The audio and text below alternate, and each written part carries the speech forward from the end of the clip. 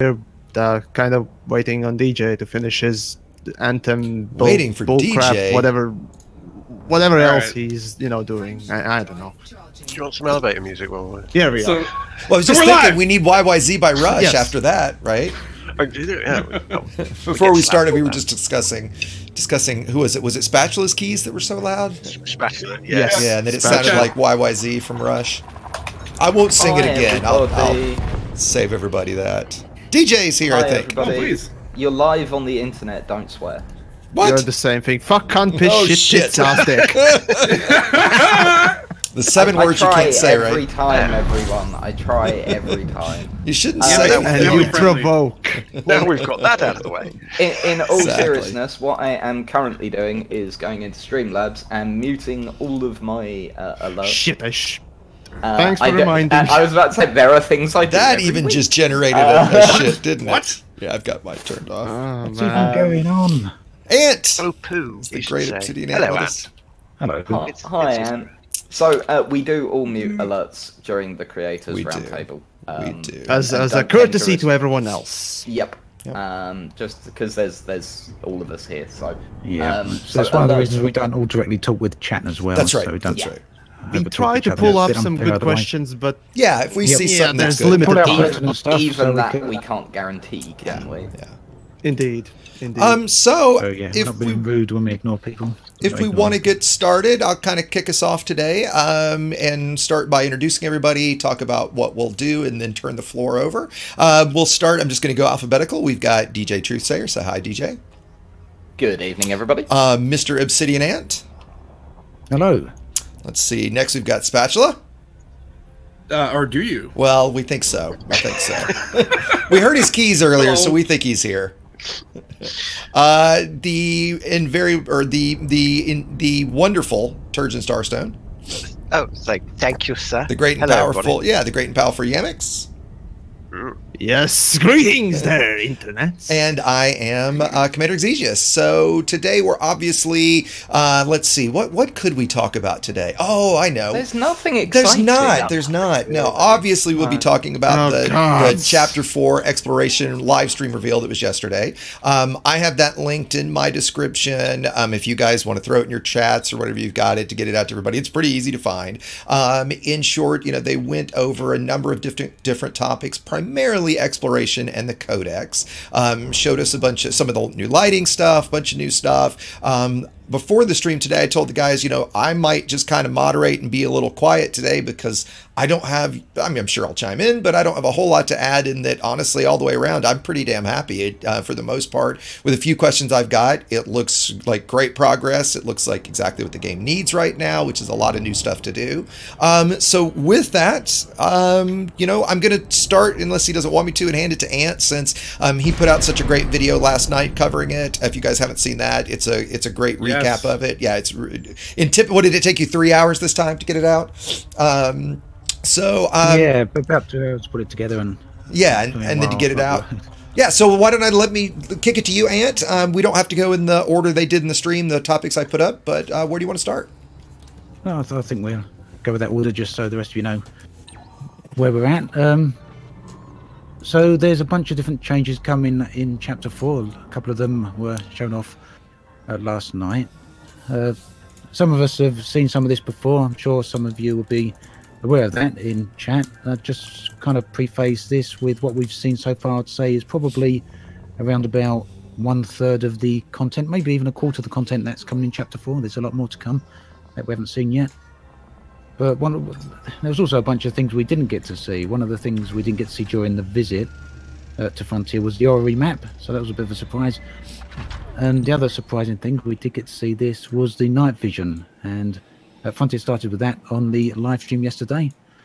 So this kind of dates back quite a way, pretty much ever since Horizons actually came out. There's this thing where when you approach the dark side of a planet, landable planets, they all look very dark, quite black, but the closer you get to the surface, the more they light up. And this is to do with the ambient light levels, so the light that's reflecting back from the stars on that side of the galaxy. And it's more prominent if the galaxy core is on the same side as the dark planet as you. So basically, the surface starts reflecting all this light. And it's something Frontier spoke about 2 years ago. Said they did want to fix eventually.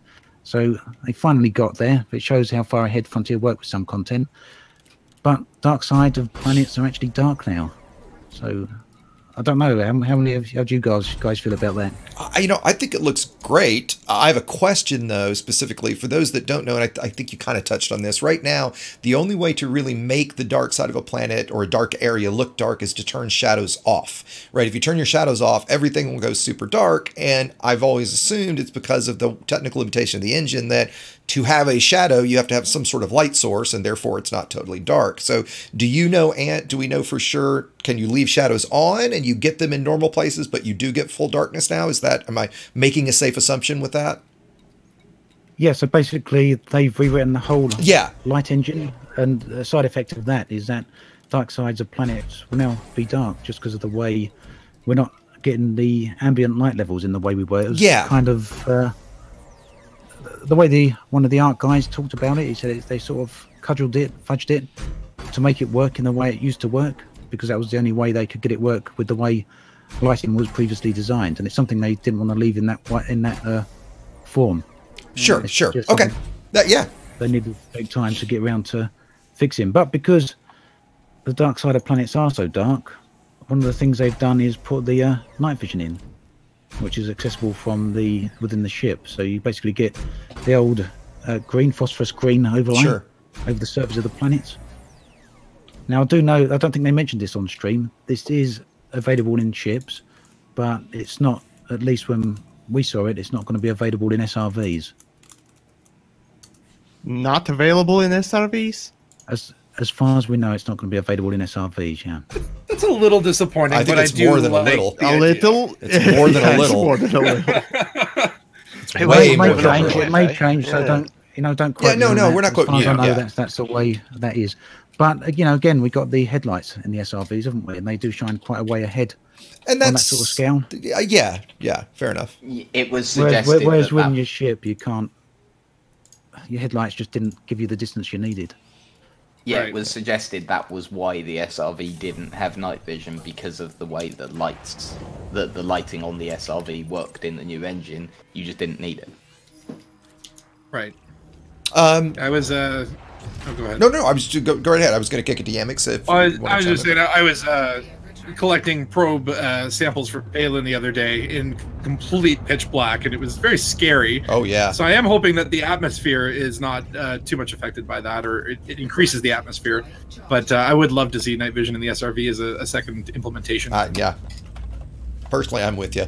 I like driving around in the dark just because it's creepy, right? I don't want the bright lights on. Oh yeah. Yamiks, what were you going to chime in with? Oh boy. With the same topic or a new one? Well, I mean, I guess we'll do this. If you guys raise your hands, if somebody's got something on this topic, Turgent, DJ, why don't we finish this topic and we'll just kind of do it that way, if that's cool with you, Yamiks. Okay, so night vision. Yeah, night vision. Okay. It's okay. The look of it is a bit, well...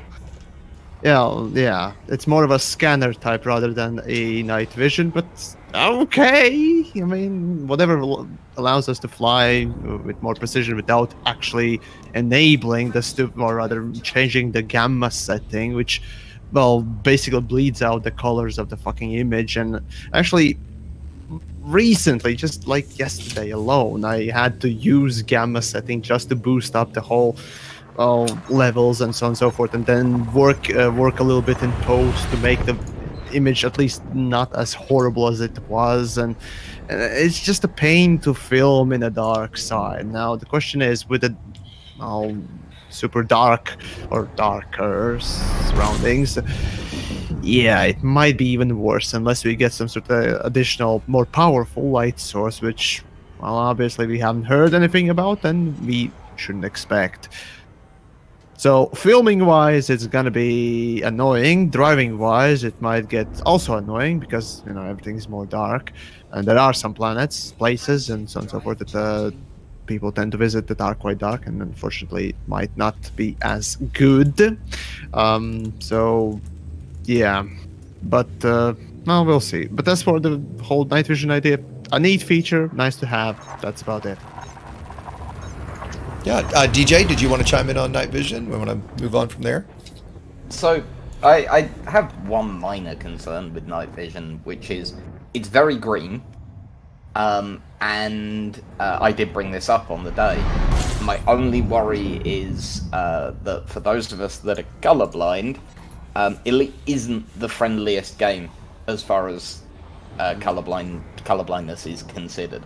And I worry that night vision, because it is so green, is going to add to that. That's my only concern with it. Other than that, I think it's a great feature. Do we have any idea if changing the HUD colors would change the night vision color? Well, that's the thing. I mean, it looks like it's generated with the same kind of thought behind it in terms of how it works as the orbit lines, or as something that's on your HUD, on the actual glass. Well, doesn't it also look like it would be the same engine when we scan like megaships and stuff? Meaning those change when we change our HUD colors. Don't know. Pulse. It actually feels like the logic would say you've got something that generates planetary IDs and orbit lines, and it's probably the same thing. It's not it's augmented reality. Yeah, it's not. Yeah, that's exactly how they described it. It's augmented reality put up onto the canopy. I have one beef with it, just one. When it starts, it shouldn't sound like it does. It should sound like this. Because all night vision sounds like that. We know this. Absolutely. That's what night vision sounds like. Great. Have Microsoft got that sound copyrighted for the... I never have any beef with the sound guys. So, yeah, but this time... I agree, actually. You're totally right, Turgeon. But Turgeon, you know, that they showcased it, it looked like a scan, you know, a sonar, so it should have the sonar sound. Yeah, not go ping. Ping only, Vasily. Yeah. Right? Ping! You know, I love that fucking movie.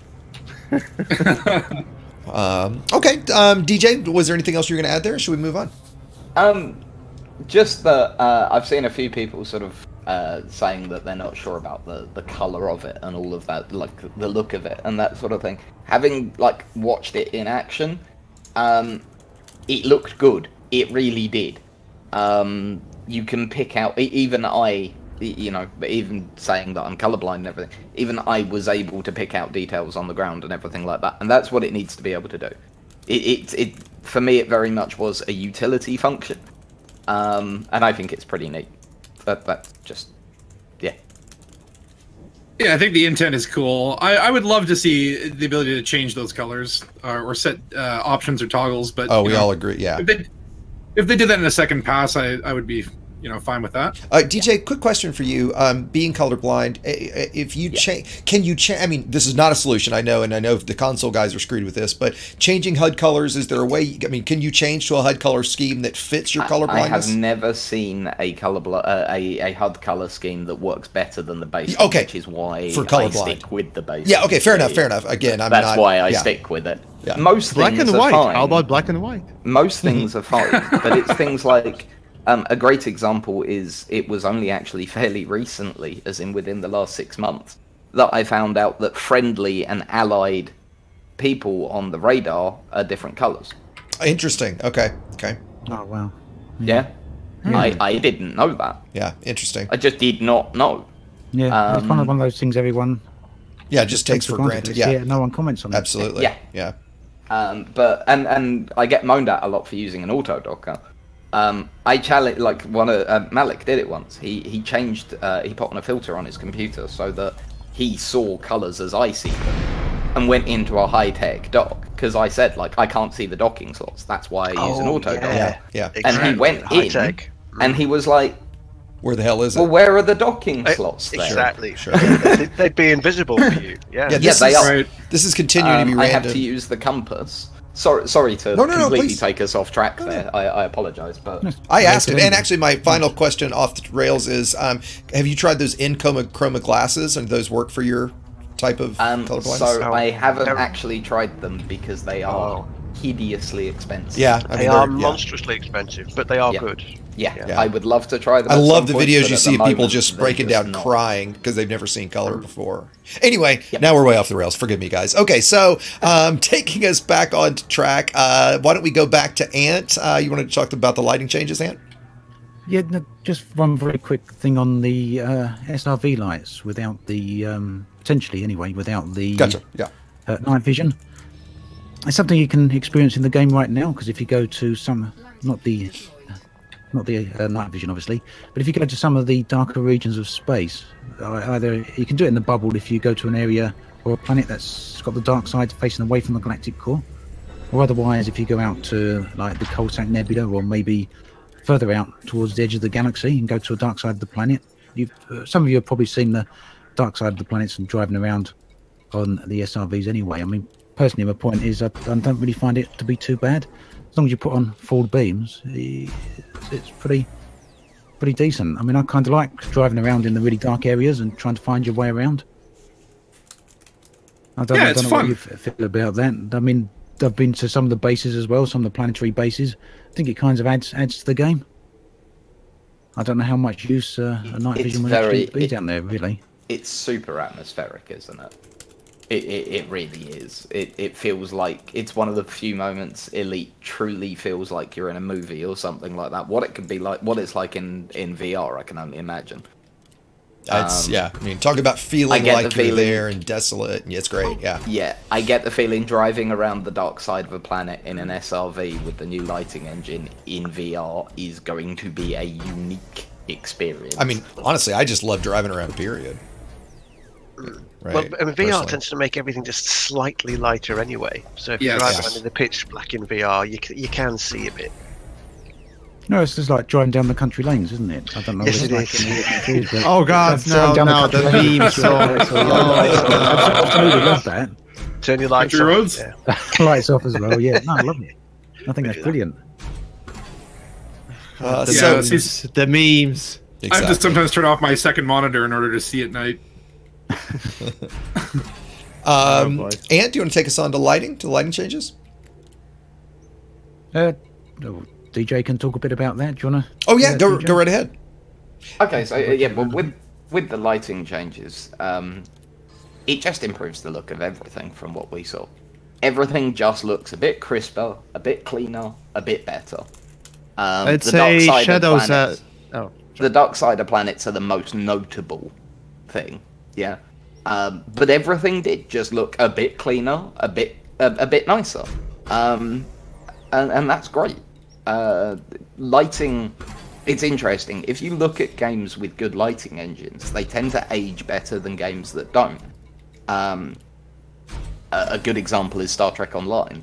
That game can still be quite pretty, despite the fact that it's, 8-9 years old? I mean, I know they've done some upgrades to their game engine, but it's still a 9-year-old game engine and a 9-year-old game.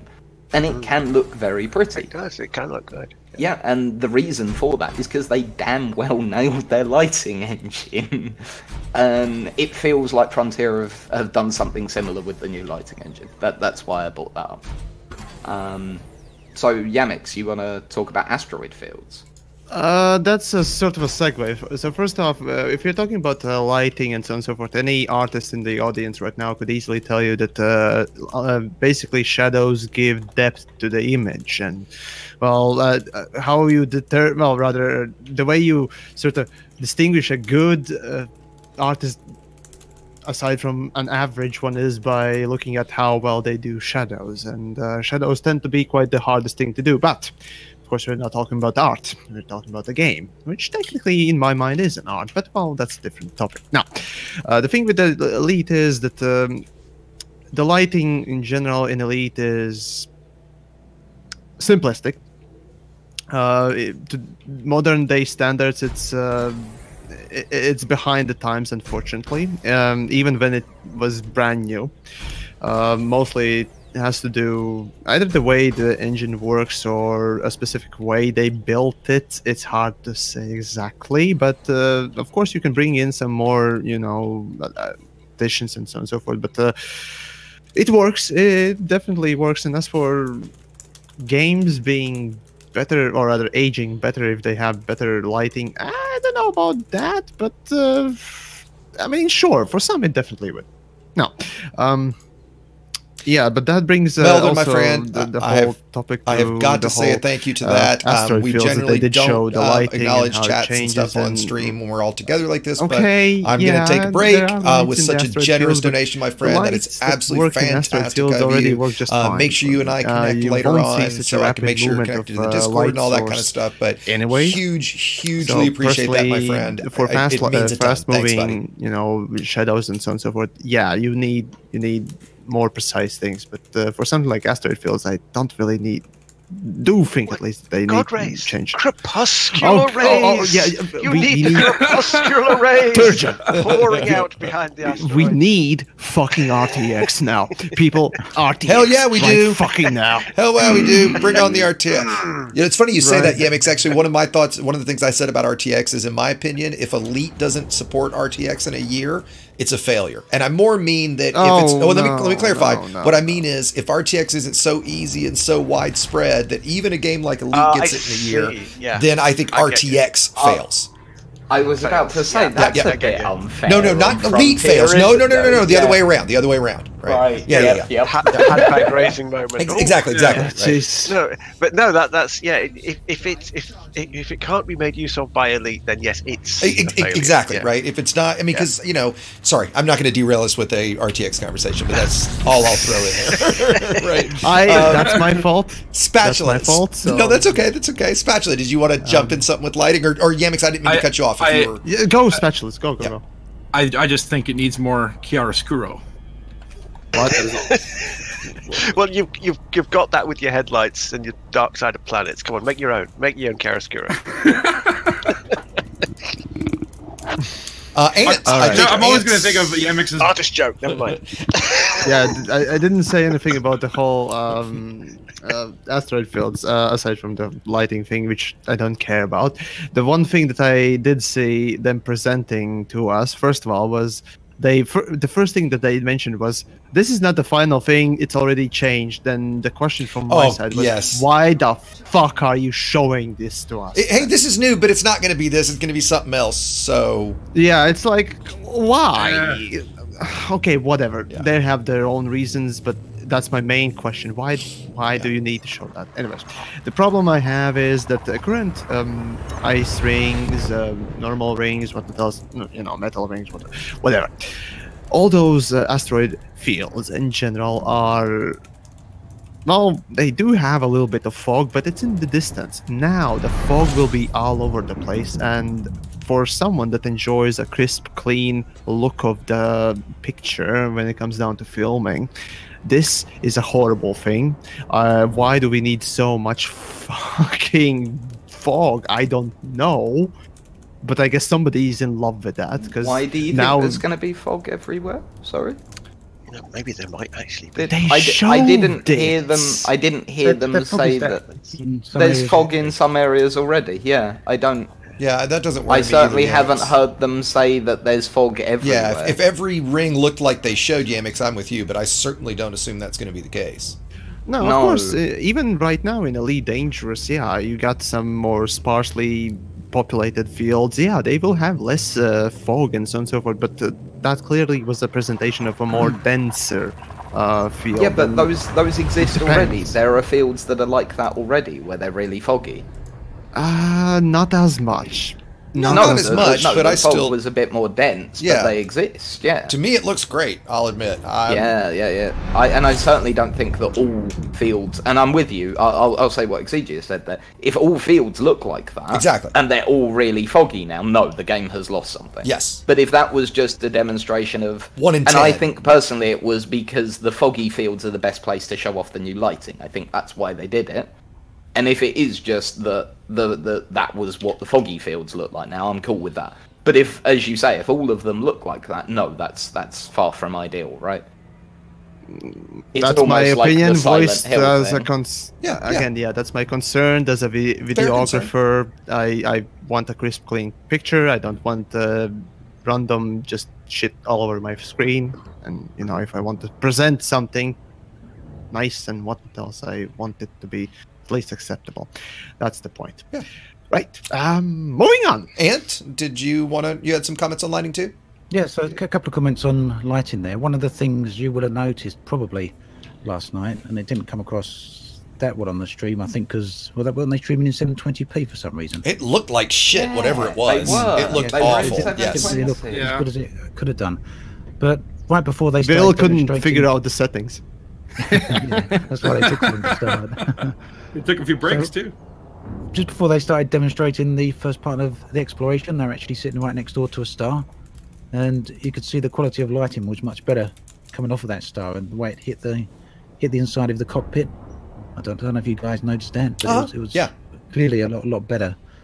The only thing that I was thought was really stupid during the lighting is when they put up that panel of 9 different screens that all looked like shit, and then the A/B comparisons. Oh, the middle one was horrible. Yeah, I mean, it wasn't easy to see the difference in lighting. Yeah, and especially realizing or thinking about the fact that they were only at 720p. That was not the way to show that, because to me it was like, look, this is kind of an image with the brightness and contrast turned way too down, and now here's one with the brightness, contrast, and saturation turned way too high. Right? It was just like neither of these look very good. I mean, I actually do think it's going to look good. Like that in the video presentations we saw, it actually looked completely different. I mean, there's a couple of people in my chat pointing out it's just EDFX introduced into the game. But it's not really like that at all.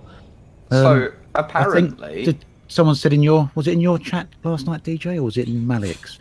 One of the developers was talking about lighting. Yeah, that was in Malik's chat. Yeah, and I think we're okay to talk about that, aren't we? Because obviously, that was spoken about in chat. So yeah, the way they described it was we've seen it in one of the in the Chapter 4 trailer that they had. Was it last week? Yeah.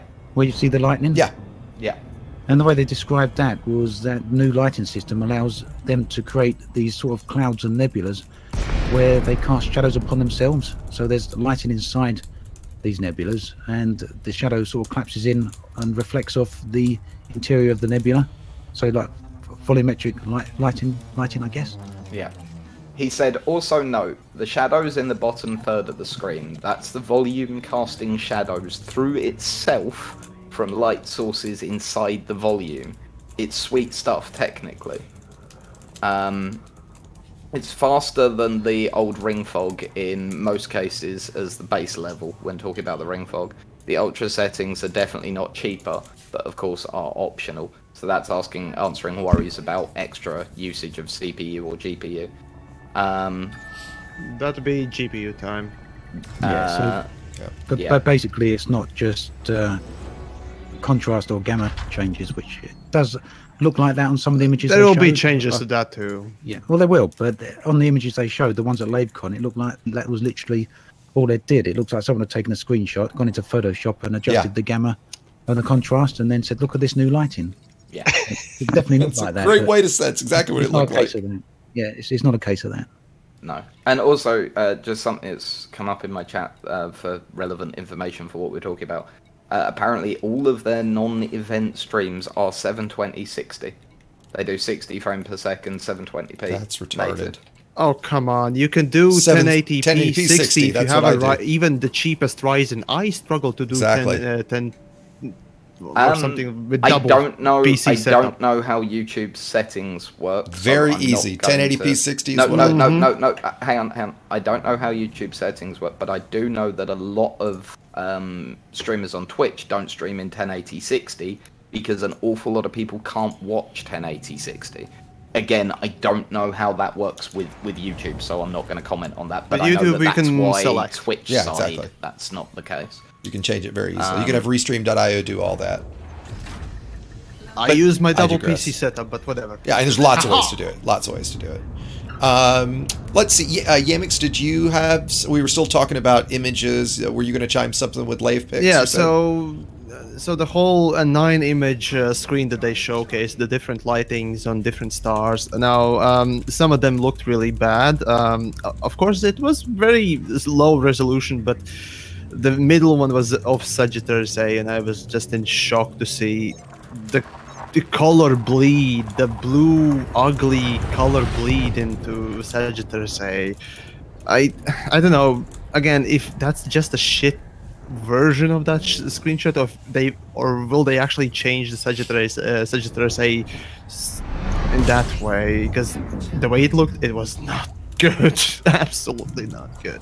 Now, that aside, Again, that's just one image, so you can't say much about it. Now, as for the lave, now the images in lave that they showcased, and yes, I did guess myself that they might have just cranked up a little bit of gamma, a little bit of saturation, and just do a little bit of small trickery here and there with just a relatively simple post-process things. And as I talked with God damn it, I keep forgetting the guy's name, but he was the artist guy from the team in LaveCon, and I asked him whether or not they would be just turning up the gamma settings or color saturation and so on and so forth. And the answer came as a no. Apparently, they are working in of course, some of those settings as well, as they are the basics, but they are working in additional ways of specifically selecting certain things within the engine as they render out the image and what else when it comes down to specific color changes, looks changes, and so on and so forth. So it might be a little bit deeper than just saying that you put it in the Photoshop, put in a couple of filters, and you're done, which might be true, but as far as I got the information, it was a bit in depth. Though you still can perform that in Photoshop with a couple of filters. Anyways, carrying on. Okay. Why don't we move on to the next topic we've got on the list? And again, we're kind of going loosely in the order they went through in the stream if you guys watch it later or whatever. But let's talk about, exploration, specifically the community discovery feature. DJ wants to take this, so I'm going to let him. And I've got some questions for you about it, DJ, but why don't you explain it to everybody first, and then we'll see what everybody thinks about it. This is something that when they said about it, I had to ask them to clarify to make sure they were saying what they were saying, because I found it so very exciting. Community discovery and exploration. No, I don't give a shit, yeah? Community discovery and exploration is fucking awesome. Right, the fact that from now on, when you drop into a system, if someone else has discovered it and explored it, it will automatically, you'll see the system map, that there will be a noticeable difference to an unexplored system beyond just discovered by. Yeah, that's amazing. The fact that it actually feels like we are acting in a cumulative way to explore the entire galaxy is fucking brilliant. Okay. And that's it. This system, it's my second favorite thing from everything that we were shown. It excited me on the day, it excited me yesterday, and it's something that I really do think will add something to the game for us all.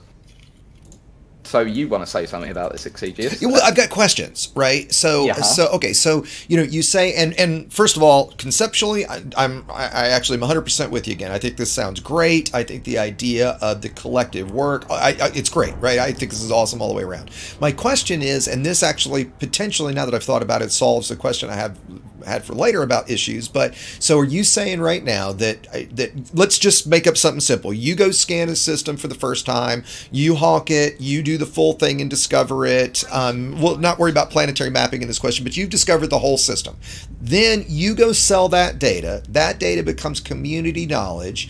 Do I just get it, or do I have to dock and do something active to get it? Do you know? Have they said? So as far as we understand it, as far as it was explained, once someone hands in the data, that will be the case for everyone. Yeah. Okay. So great. And we can test this obviously in the beta. Well, of course.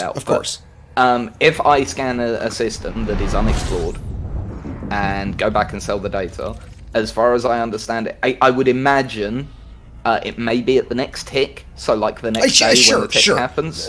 Sure. That's an imagine. I don't know. It also could be that I have to actually land at a station to download the data into my computer. No. That great. We asked about that. Great. Yeah. Great. Okay, so then Orange is saying it was something like 20 minutes. Servers need to update for it. Great. Yeah. And so that then leads me to my next kind of question, which maybe this fixes a concern, because one of the concerns I've had with the new scanning methods of the Discovery Scanner, right? Which I'm jumping ahead a little bit, but here's why. Which is, now I'll make a tutorial. I'll tell somebody to unlock X, Y, and Z. Go to this system, which they've probably never been before. Go to planet, B7A, right? Well. Now, from what you're saying, if I'm right, you go to the system for the first time, you map the system, the whole system, you sell it. Yeah. Now, when I go there, bam, the system map is already filled out. I don't have to do... But they're blank. No, they're blank. They're blank on the system map. Whilst the bodies are there, you still get all the money for scanning them. Okay, hold on. But when you say they're blank, I can still do what I do now, which is count out that this is planet 7, A7B, and select it and then fly to it. So one of the things I was worried about was that essentially now if you're sending somebody to a system and you say go to planet 3A, they're going to have to map the whole damn system to figure out what 3A is. No. Okay, great. That's probably the best news I've heard in this whole thing. Because that was my biggest concern, is already mapped. And if I'm sending somebody there, of course it's already mapped, right? If we're sending... Exactly. Okay, so fantastic. So now, thank you. Sorry for the little tide, but that was my biggest concern. Turgeon, I think, had his hand up next. Turgeon, what did you have? Yeah, well, I just want to say that I'm a huge fan of something like this is community feedback stuff for all the players, because this is exactly the kind of thing that the Pilots Federation is supposed to be for, you see. Like with Galnet, the irony in this situation is that Galnet doesn't actually do stellar cartography; they do trade and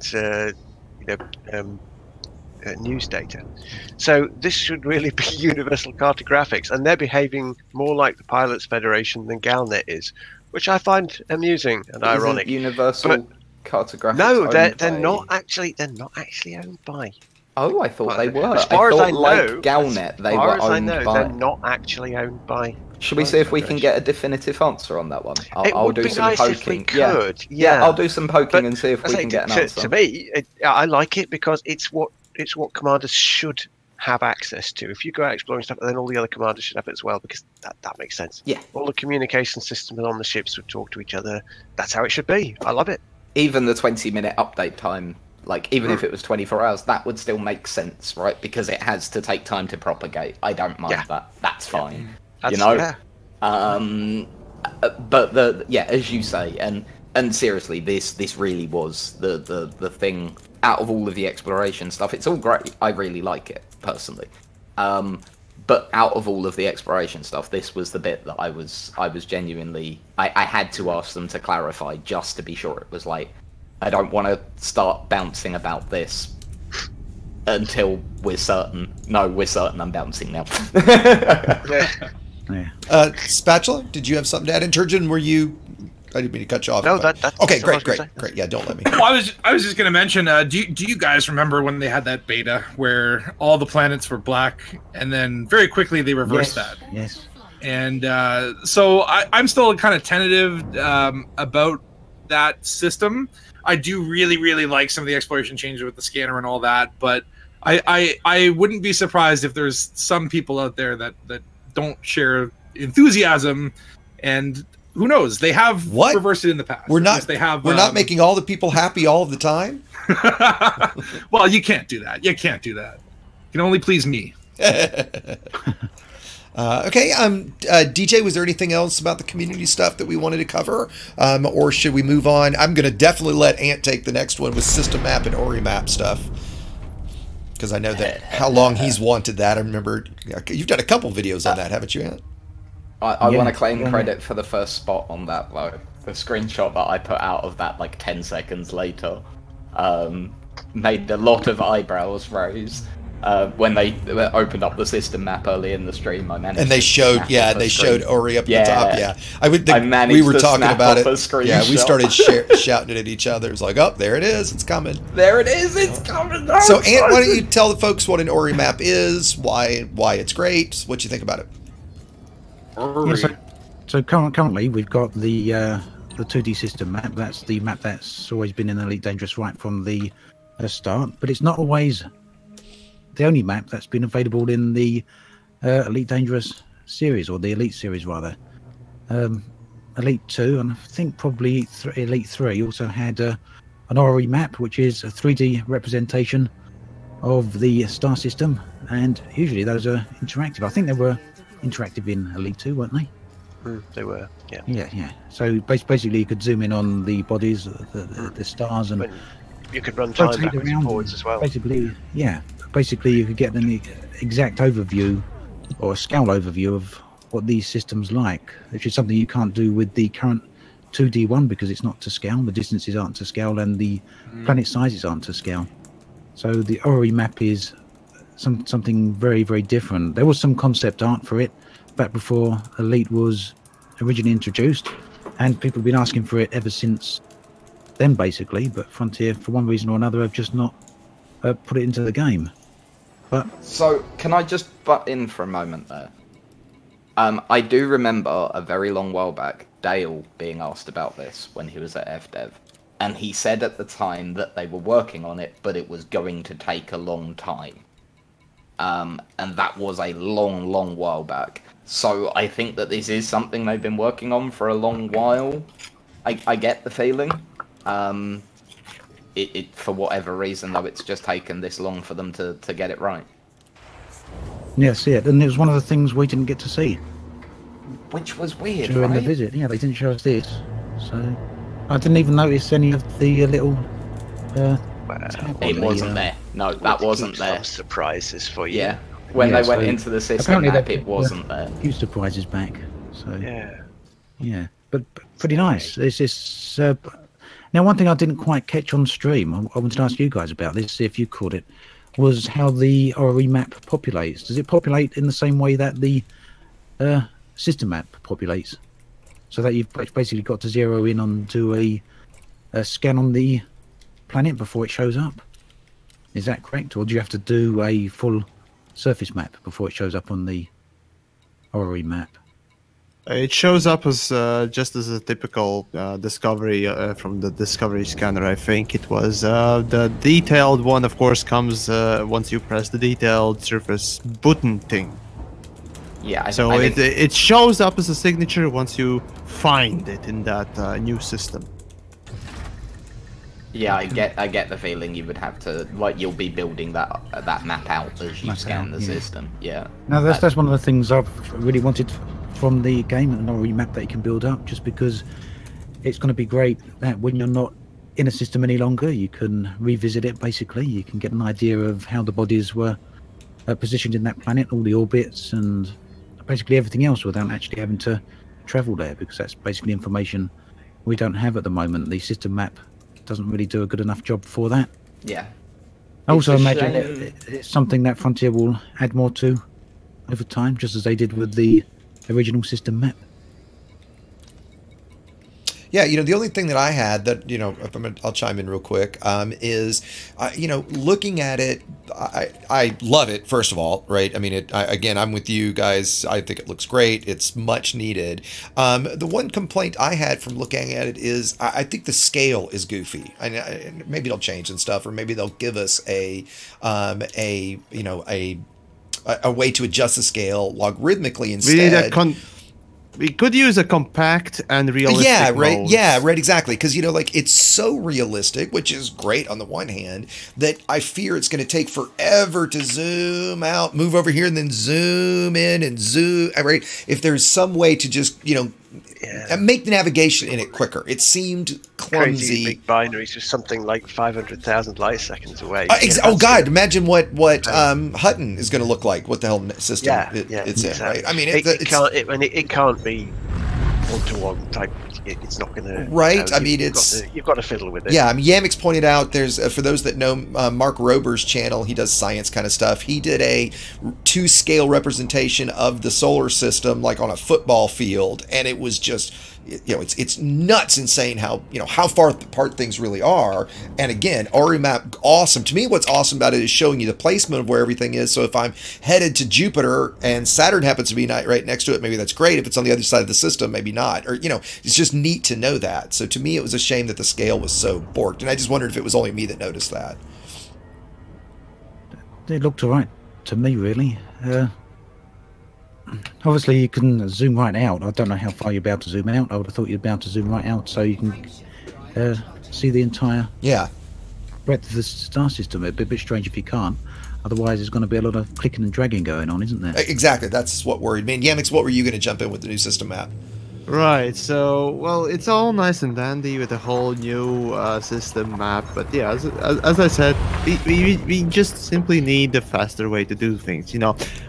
It's like as if there would be a really good reason to design a good UI, or there would be a reason to make these things, or in general speaking, you know, there should be a good design, tenets, rules, or at least guidelines, and the whole system thing. I see myself using it from time to time if I need to do multiple missions to multiple places in one system, but that aside, I much rather have, you know, even some sort of shortcut, right? Some sort of shortcut on the bottom, just like in the concept pictures where you just click on a specific object, just like with the current system map, and you're just brought to that in the current Ori map or what else. Do you not think, because there's a button, you can set a button to the system map, so do you not think that they'll do that with the Ori as well? I worry that it would be like the Galaxy map where you have to go to that tab and change between realistic, you know, systems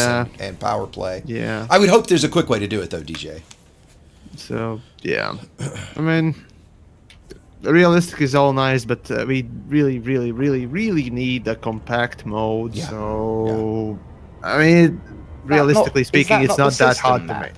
Well, I want a compact mode of the Ori to show me where things are, where things are laid out, right? I mean, otherwise, when are we really going to use the Ori map? If it's that big, I don't see me using it except on rare occasions, and I sure would love to use it instead of. I mean, look, you look at the screenshot Ori maps they showed a long time ago, and the whole system was condensed so it would fit on one screen. That's concept. Exactly. That's what I want, right? I want to be able to see the whole system in one screen with a, you know, so I know the orientation of things. Ori map, though. Well, there's always easy to scale. Fair enough, right? That's why. But I'd also make the argument that it's a video game, and I want certain things better for game mechanics, right? I mean, we got to see how it works, right? So, I mean, I don't. No, I understand where you're coming from. Yeah. It's one of the arguments people always used to put forward for a reason to not have an Ori map. Yeah, I mean, I just the massive scale of the star system. A lot of the people say, "What's the point? What purpose will it serve?" Sure. Right. To me, again, also the fact that we could use yeah, we could use a little bit more color there too. Just saying. It was a little black and white bland, wasn't it? Yeah. My only complaint about it was the fact that it's wireframe when you zoom in. That was literally my only complaint. That's yeah. But was that because he hadn't? I think that was because he hadn't mapped anything. That's what I thought. Yeah. Ah, possibly. Yeah, that's what. From looking at it, that's exactly what I assumed. Wasn't it? Yeah, was that it was just because he hadn't actually mapped anything yet. I'd like it if that's the case, but you're right, DJ. If that's not the case, I'm with you that that's a mistake. Right. Well, it's just a bit disappointing. Yeah. It's you know, neither here nor there at the end of the day. Sure. Like, I mean, I see the Ori. Oh, go. Sorry. No, sorry. I interrupted you. Carry on. I was just saying, I only see the Ori, for me, really as a neat aesthetic thing. I'm not going to use it particularly other than, oh, neat, so that's how this solar system works. Yeah? That's the main thing that it's going to be for me. Just like, oh, so that's orbiting that, and that's orbiting that. Cool, right. And I can visualize it far easier than I can at the moment. Yeah, and for me... Other than that, I'm not really going to use it. So if it's wireframe or they're filled in, at the end of the day, it makes fairly little difference to me. Yeah, and but that's to me. I'm kind of with you, and I think the same is, I think if it was scaled so we could see the whole system in one screen, I don't know why I would use it. I don't know why I would use the other system map. I guess maybe if you needed to count out, like you need to figure out where 3A is, that's obviously the easiest way to do it is on the current system map, right? But if it's all on one screen, I see me using it a lot. If it's not, I see me not. Right. And so, okay, so moving on, now I'm confused if Ant's going to talk about honking changes first, and then Turgeon's going to kind of rebut that. Do you want to do it that way, Turge? Something like that. Yeah, okay, okay. Just very quickly before we move on away from the Ori map, another thought on that is, we didn't see it, but just maybe we would be able to see the positioning on locations of megaships and generation ships and everything like that. Interesting. Yeah. Which is something we can't Those see show up on the system map, right? So I would think Yeah. they'd show up on the orrery. There's other anomalies coming. Yeah. Yeah, I mean, they did in all these things we're front. about to see. Yeah, in Frontier Elite 2 in the orrery they had there, whenever you dropped into a system and you could see the pirates because they were color coded, you know, so you knew if you saw a little green one it would be an osprey and a little red one it would be like a viper or something. You could see them because they were color coded by mass. And there were a load of dots further into the system and you knew they were all pirates and you could run the clock forward on that orrery and you could see them sort of coalescing on where you would be, where they estimated you would be if you went in a straight line, so you could work out roughly where they would intercept you and sort of adjust your speed if you wanted to avoid them or whatever. So that was fun, but I don't think we'll be seeing like ships of that tiny ships on an orrery map somehow. Yeah, but we could see the mega ships with any luck. Yeah. All right. Ant, do you want to take us on to the honking changes, or does anybody else have anything else to add here? Yeah, so... What was that? Hold on, Spatula. I think somebody just got sick. Right. I've got this one. That sounded like somebody was just taking a Nice, dude. I've got that one on me, so there you go. Nice. I'll go with honk. That's what they're doing now, we know. It's a discovery blast, isn't it? Yeah. So, okay, yes, Ant, why don't you tell us about the changes? One of the most controversial changes so far with Chapter 4, isn't it? I think a lot of people are really happy with the exploration changes, but looking around the forums and to an extent on Reddit, it's one of the criticisms that's come up is the losing the Insta-scan map. So basically what happens now, if you've got an advanced discovery scanner, you jump into the star system and you do a discovery honk and it reveals everything within the system, so people can then decide whether they want to stay in that system or move on. And there's a variety of reasons people may want to stay in the system. They may be the type of player that just wants to scan Earth likes, so they can go over and, regardless of whether it's close by or far away, they might want to fly over and do a detailed scan on that Earth like to get some credits.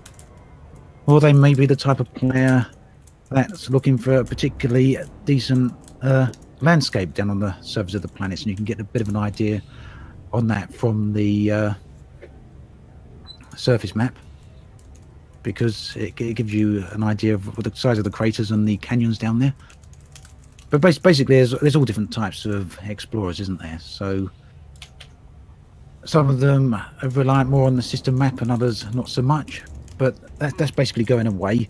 And what's going to happen is when you jump into a system and do a advanced discovery scan, you'll now get a spectral image and you'll switch over into a new analysis mode, and you get like hotspots over on the camera. And I did record some footage that I wanted to show my viewers here on that, and I captured it from the live stream last night, but my OBS is messing around, so I can't play it back now, unfortunately.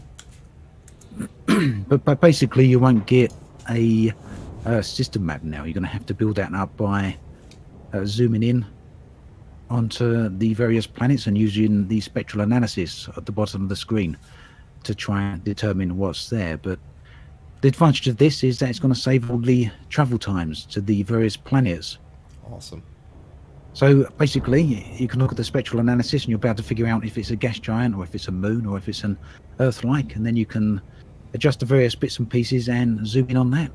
And you can do all that without moving, and the closer you zoom in, eventually you get all the details on that particular planet, and that includes everything you'd get now from doing a detailed surface scan.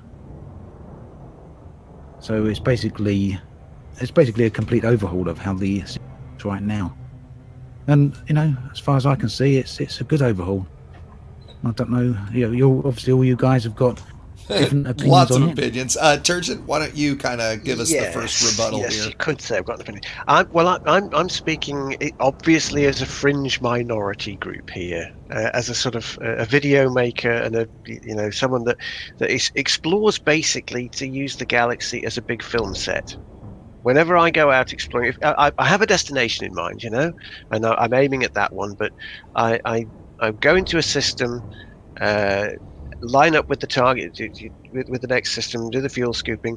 I've already hit the discovery scan at the moment I drop into the system. And then on the way out of the system, I look at the system map to see if there's anything to stop for it. I'm not talking here about Earth-like worlds and ammonia worlds and things like that, because everybody will stop for those fine. What I'm looking for is if a gas giant is a weird color, or if there's a little potato. Frequently, if you find a system that's been tagged by me, all you'll find in it that's been tagged, not the star, one potato world, because I've dropped into that system and gone to the potato world and filmed some stuff there and filmed the world and then, you know, gone out again. That sometimes, very often, be the only thing that I've tagged. And if you're looking at the system map, just in the couple of seconds it takes the FSD to spool up on the way out of a system, you can see on that system map whether there's something that's worth stopping for from a filmmaking perspective. Like Ant says, you know, sometimes if you're good enough at it, if you're used to it, you can see if something's likely to have the colors or the craters just from a glance, a momentary glance at the system map.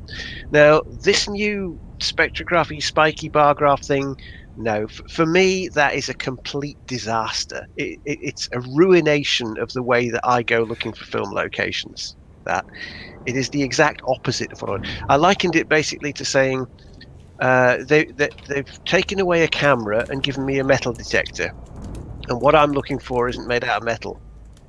You know, so that's the thing, because it'll show one world that's a completely different color. It'll be the same spike on that graph as another world of the same type, because the stellar force throws these weird little aberrations. I mean, it's the aberrations we're looking for, and you're not going to see it from spikes on a graph. You want to see the worlds.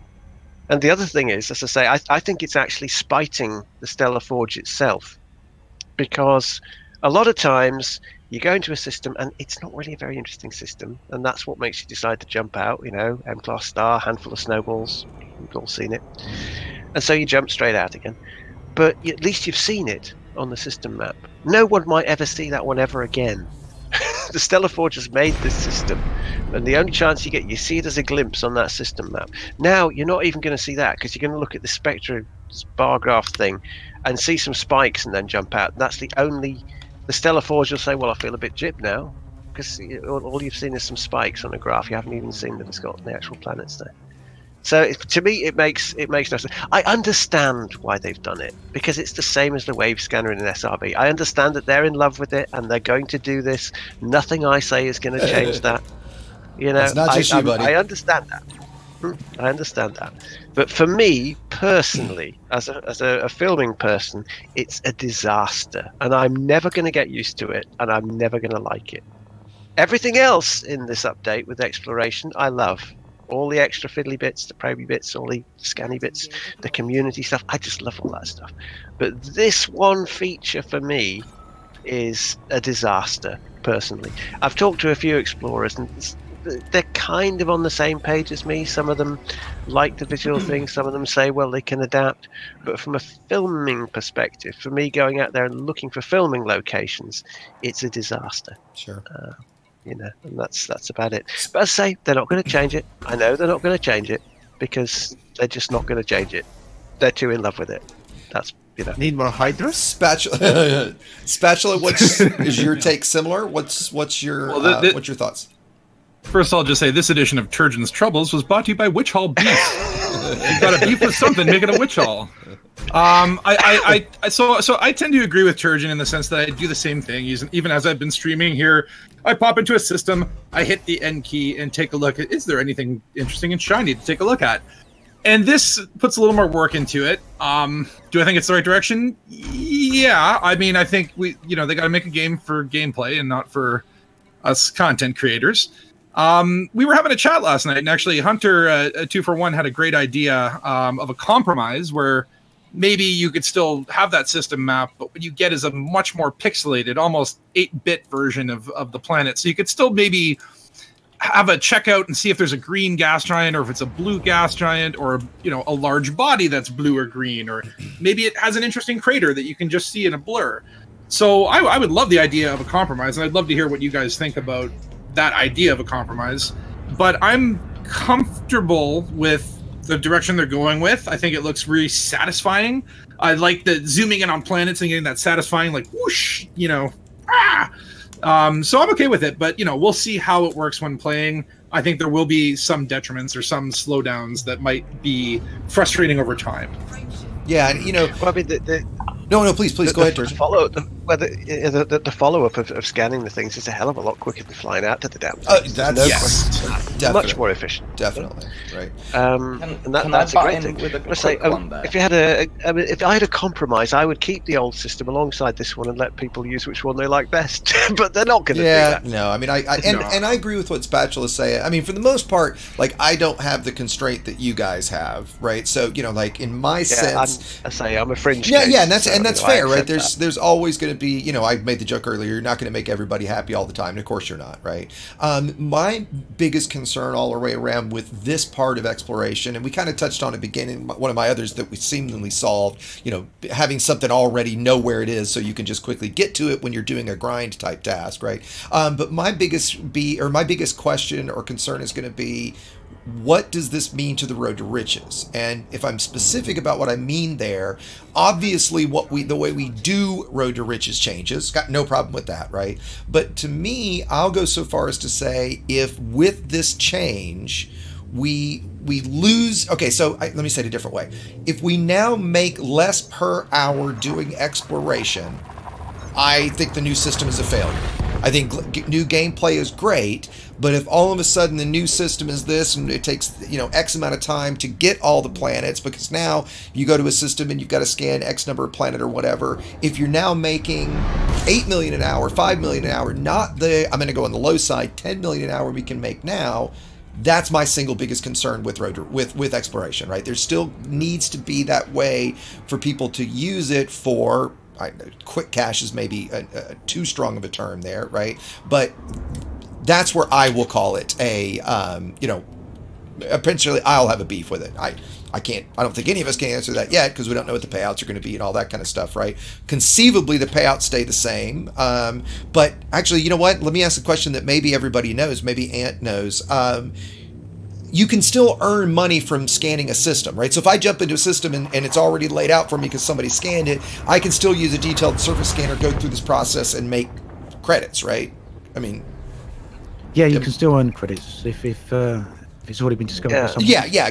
Okay, so that doesn't get affected, right? So yeah, done a clarification on that today. I haven't seen the response. Something I asked him about. Yeah. So again, that's just my biggest concern, right? That as long as we're still making at minimum 10 million credits an hour doing exploration, then to me, everything else is absolutely fucking great. Right, icing on the cake, add new stuff, right? As long as we still get that. Yamiks, what's your take on it? The whole well, thing. Yeah, specifically on the honk. I mean, you know, like this general topic, right? If you go a little wide. All right, so the honking thing, right? So the difference that will come in, of course, as Turgeon did say, that basically you won't be able to easily just honk and magically reveal everything. That way, you won't be able to quickly determine whether or not a body is worth going to and taking a look at, scanning that is, and even exploring. Now you basically will have to sort of guess which one is which body is which. Whether or not you manage to get the one you want, even if you know that that system has the specific thing. So realistically speaking, you're gonna spend, regardless, longer time finding the thing that even has been found before. If you're trying to find something unique, well, then you're gonna have to spend way more time doing that, because, well, now you need to just go and scan the thing, and even then probe the thing. So that's the issue. So if you want to find something unique that hasn't ever been found before, and clickety-clack spatula, thank you. So there's that. You know, that's going to be a big downside of the new system. Yeah, you won't be able to quickly go in and determine whether or not it's worth taking a look, taking a deeper look. You're going to have to pretty much go for the deeper look immediately, or just move on. So there's that. The bright side of this thing is that you will be able to just go in and map a planet. Now, the whole scanning thing is downgraded. That's the bottom line. The scanning, the whole system scanning is a downgrade, speed time wise, or the stuff that way. But when it comes down to actually unveiling some sites, it's a huge upgrade. So basically, the advanced scanner is downgraded. Detailed surface scanner is upgraded. So the problem is that entry level is lesser, sort of, essentially lesser. How? I'd say. Sorry, seriously, how? I don't understand, because that's not the case at all. DJ, right now, you jump into a system, you honk, you get the whole system, you get basically the relative image of the planet, not necessarily good image of it, but you at least can determine whether or not it would be something interesting that you would like to go and check if it's out. an Earth-like. Doesn't matter what type of planet it is. Essentially, something like. Are you saying that you can tell the difference between the planetary bodies?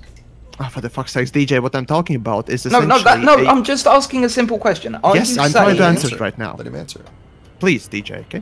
The thing is, the way I do right now, and I presume Turgeon does that as well. He jumps into a system, does the honk, he sees a certain different bodies. For example, I myself look at different bodies. I see, oh, this planet from at least a very small image that is on my screen has potential to be full of craters. Okay, I'm gonna go take a look at it. Now, if you want to do the same fucking thing in the new system, you're gonna have to honk the thing, hope that you find the correct body if there are multiple of those types.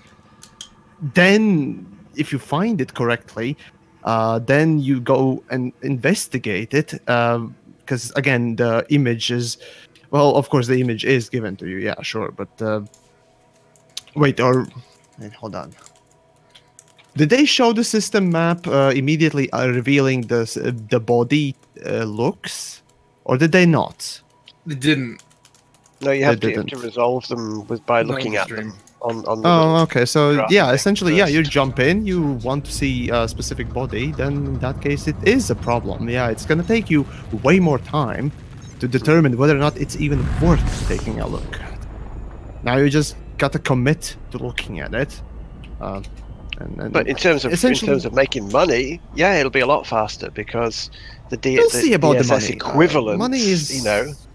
Yeah. But I mean, really, this is the other thing. No, I paid the iron price for my elite ranking exploration. You know, back when things were worth nothing. Here we go. Nothing. And the point was, we as explorers back in the early days when the game first launched, we didn't give a stuff about the money. That's not why we went out there. We went out there to look at stuff. Sure. So for people to assume it's all about the money as exploration, what about the money? It's not what the explorer people do, you know? Yeah, and so you're totally right, Turgeon.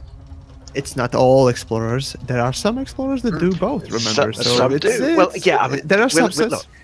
We'll always stop for an Earth-like in the ammonia world. Everyone will. That's true. And you go, yeah, I want to get, first discovery tag on that because it's worth more money.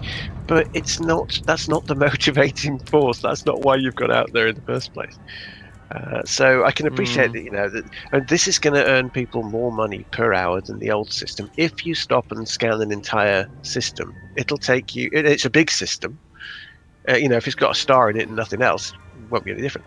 But if it's one with 50 or 60 bodies in it, you'll be able to do it a lot quicker than I think. I don't know. I mean, in terms of scanning every single moon on a gas giant. How that goes, we'll have to wait and see with that one. But my suspicion is you'll get money quicker doing detailed surface scans in the new system than you will with the old, because it just eliminates the flying time, and that is the big bugbear with the old system. Yeah. Ant, what do you have to contribute to this?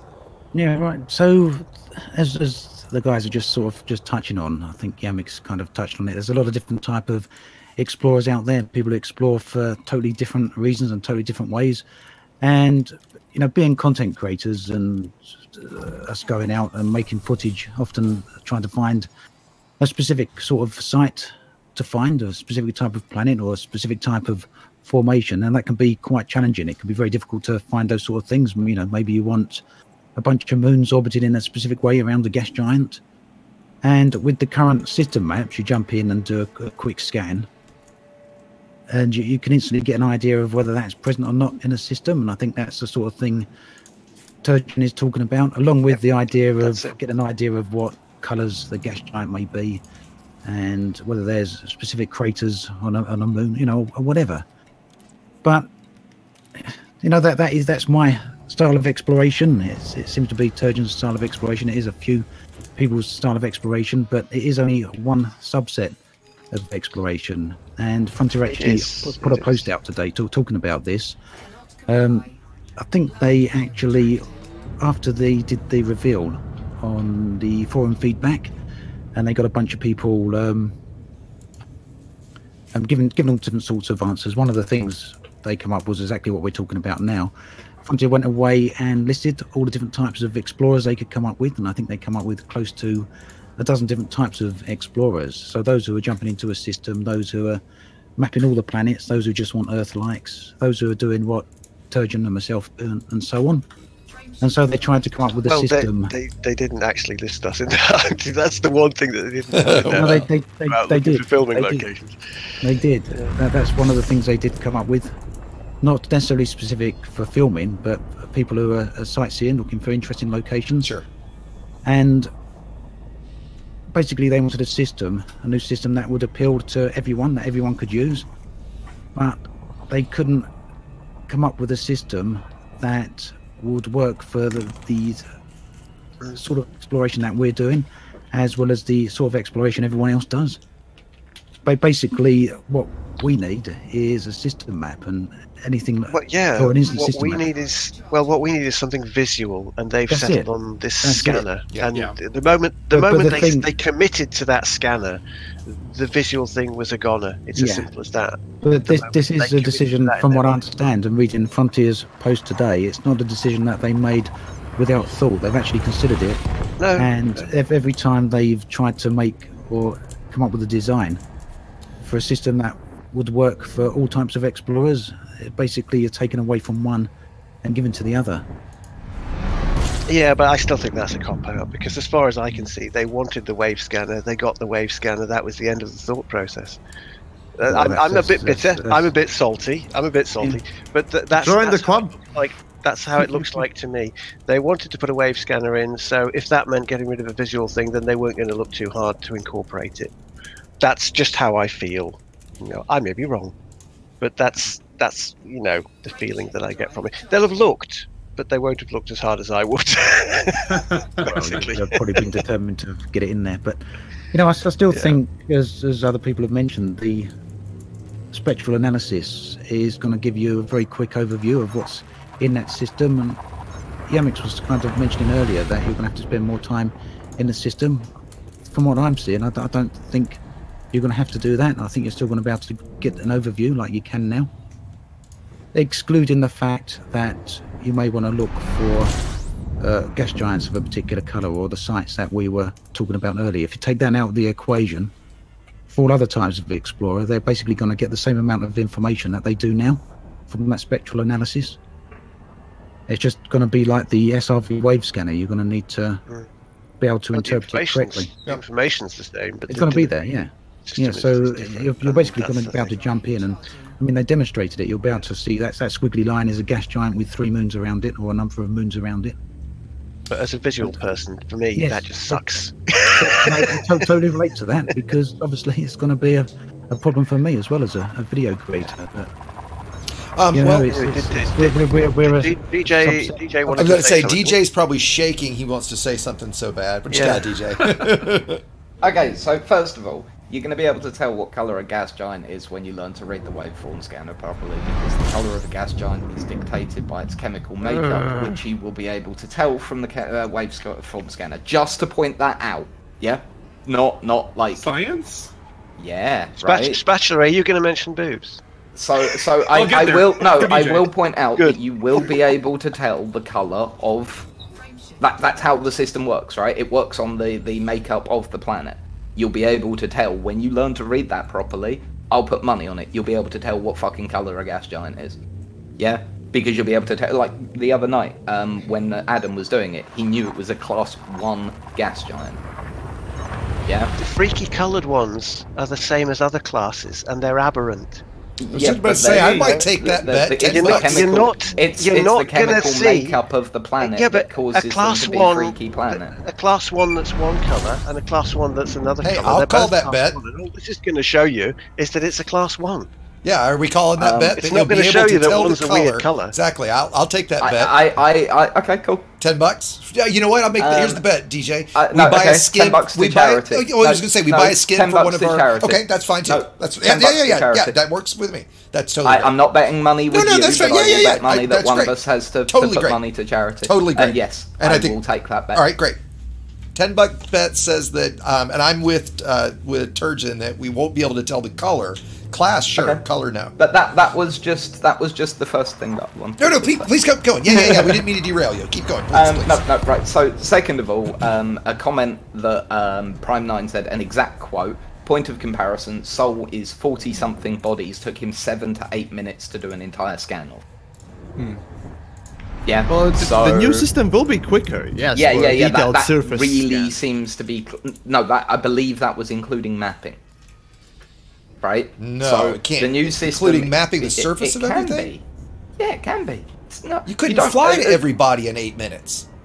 Yeah, you couldn't. Oh, no, that's true, because you do have to fly to things to probe them, don't you? Yeah, no, you're right. It must have just been for the initial scan. Obviously, that pays out as it does. The mapping then pays out extra. That is fine by me. I've got no issue with that. I do understand, I have to say, what Turgeon and Ant and Yamiks are saying. For those that are looking for, as you say, I think you put it perfectly, Turgeon, with the word aberrant. Yeah? Those things that... that we go looking for to fill. Those, yes, undeniably, they're going to be more difficult to find. But on the other side of that, because it's going to be relatively quickly to get an overall look at the system. Like, if that's 7 to 8 minutes with somebody who's just trying it out, how long is it going to take when you really get used to that system? If you can start to scan, like, realistically, let's say you can clear 2 minutes off that by getting properly proficient at it and used to it. Yeah? If you can scan a 40-body system in 5 minutes, I'm okay with this. You know? It's an acceptable balance for me. If it takes me 20 minutes to scan every single system, then no. It would, like, 20 minutes for a 120 body system, fine, which is the sort of figure that I've heard for that length of time, yeah? But I do think that it's important to have a balance. And yeah, I do get what you guys are saying. However, for the vast majority of people, for the vast majority of explorers, for the vast majority of players of this game, this is nothing but a good thing. And Yamiks said something that I think encapsulates this perfect. He said it a little while back when we were talking about this. He said, if we had the system that they're now bringing in, and they changed to the old system, would anyone be happy? And no, we wouldn't be. No one would. No. I mean, the current system is piece of shit. Yeah, right. Like, don't get me wrong, Turgeon. I'd still be happy with it. Yeah, you are maybe in a group of about 10 people. Yeah, right. Yeah, exactly. There'd be a very small number of people that would be like that, but the vast majority of players, if taken from the new system to the old, would be complaining that so much had been taken away, that so much had been removed from the game. And that's the truth. They're adding layers to exploration. They're making it better. And this is before we get on to talking about the probes, which is what Yamiks wants to talk about. Oh, no, sorry, Spatula. Yeah, next. Spatula was going to I apologize. I was trying to be professional. No sweat. I'll lead in the next topic. Yeah. I apologize. So Spatula has actually got something to say. I'm sorry. Well, no, I just kind of get wrap up anyway for this topic is just kind of, I think in Obsidian Ant and Turgeon kind of touched on it before, but there are different styles for exploration. And the metaphor that I came up with last night was, instead of seeing a pair of titties, they're letting you hear the sound of them. But some people like the sight of titties, if you know what I mean. I think that the more appropriate analogy might be, they've gone from the glossy Playboy magazine to, a Playboy magazine made out of Braille. until you get the picture in your head and do a little bit of work into it. But again, I'm kind of fine with that because I think at the end of the day, what we're getting is more gameplay. And while it may be harder to say find a green gas giant, or hey, maybe you can tell by the way it sounds. If it sounds like green, fair enough, right? But I think ultimately that'll be countered by the fact that we'll be able to discover more brain trees and volcanic geysers and weird, interesting things that show up on our radar. Yeah. One can only hope.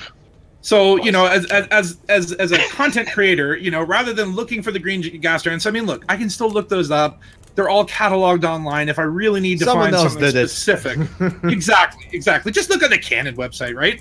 But now at least I'll be able to go and find weird, interesting things myself that no one's discovered and are a little bit more interesting than maybe just a weird crater formation.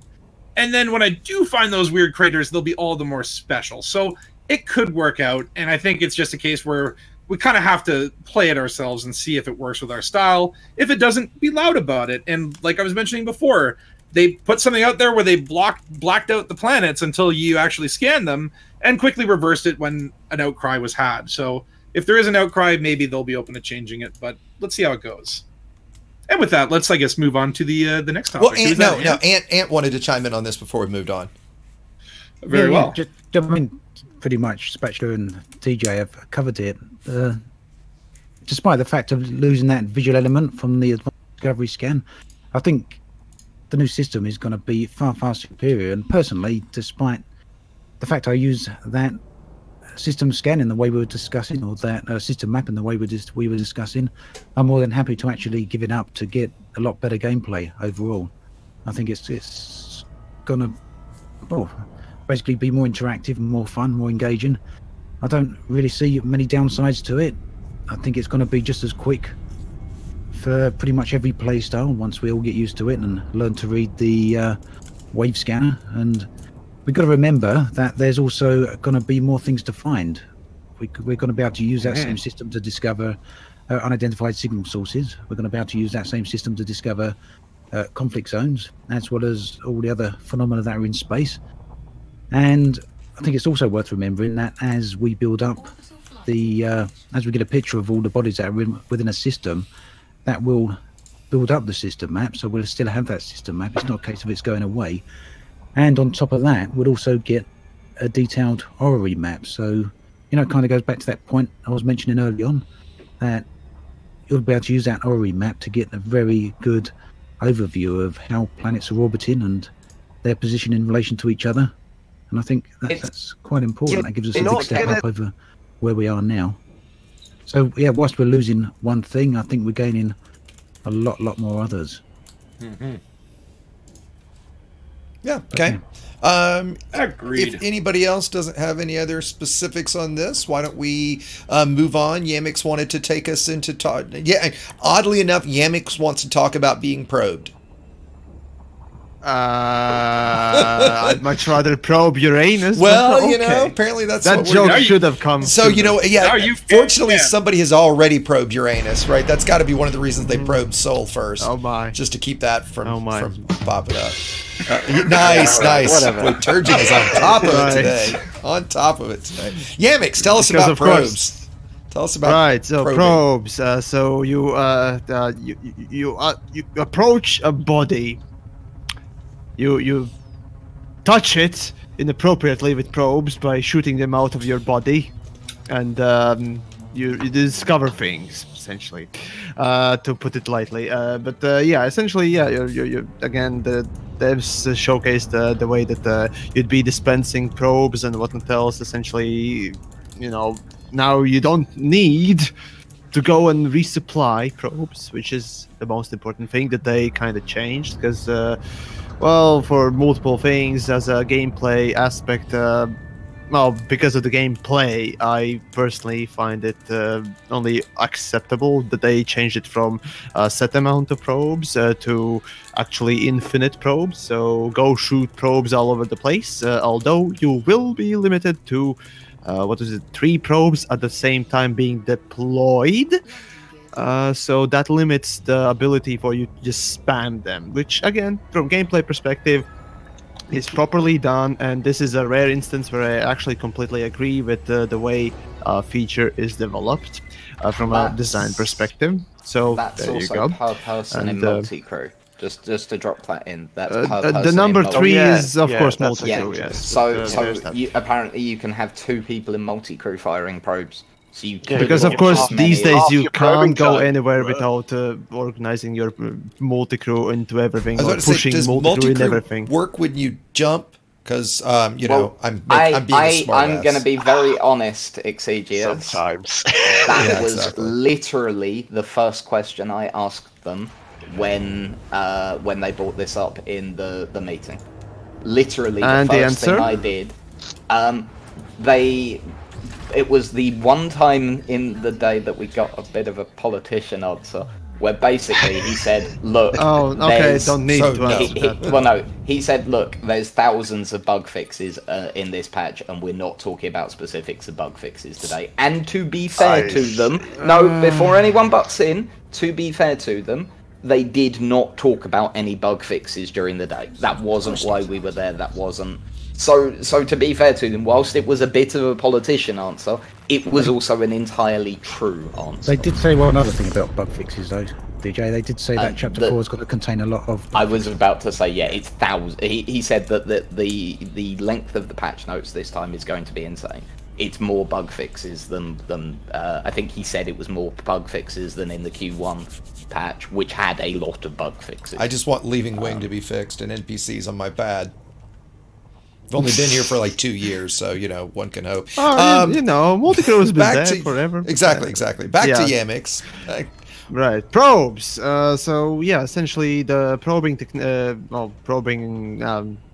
event ding. You won't be able to, or you aren't supposed to sling a probe around the planet and gather all the information. It's essentially just hit points, and they will display a circle, a radius of a probed area, and that's how you basically discover things. So basically they told us a big fucking lie when they talked about, or rather showcase, maybe not showcase, but they actually did talk about and write about probes as to how they would scan. Of course, this is the instance of basically the gameplay features being changed just for the gameplay purposes and the ease of either coding, simplicity of the gameplay itself, and so on and so forth. Which is, again, I don't take any issue with that, because again, when it comes down to probes, I only agree, and I'm actually quite happy to see things being, made and them working at least.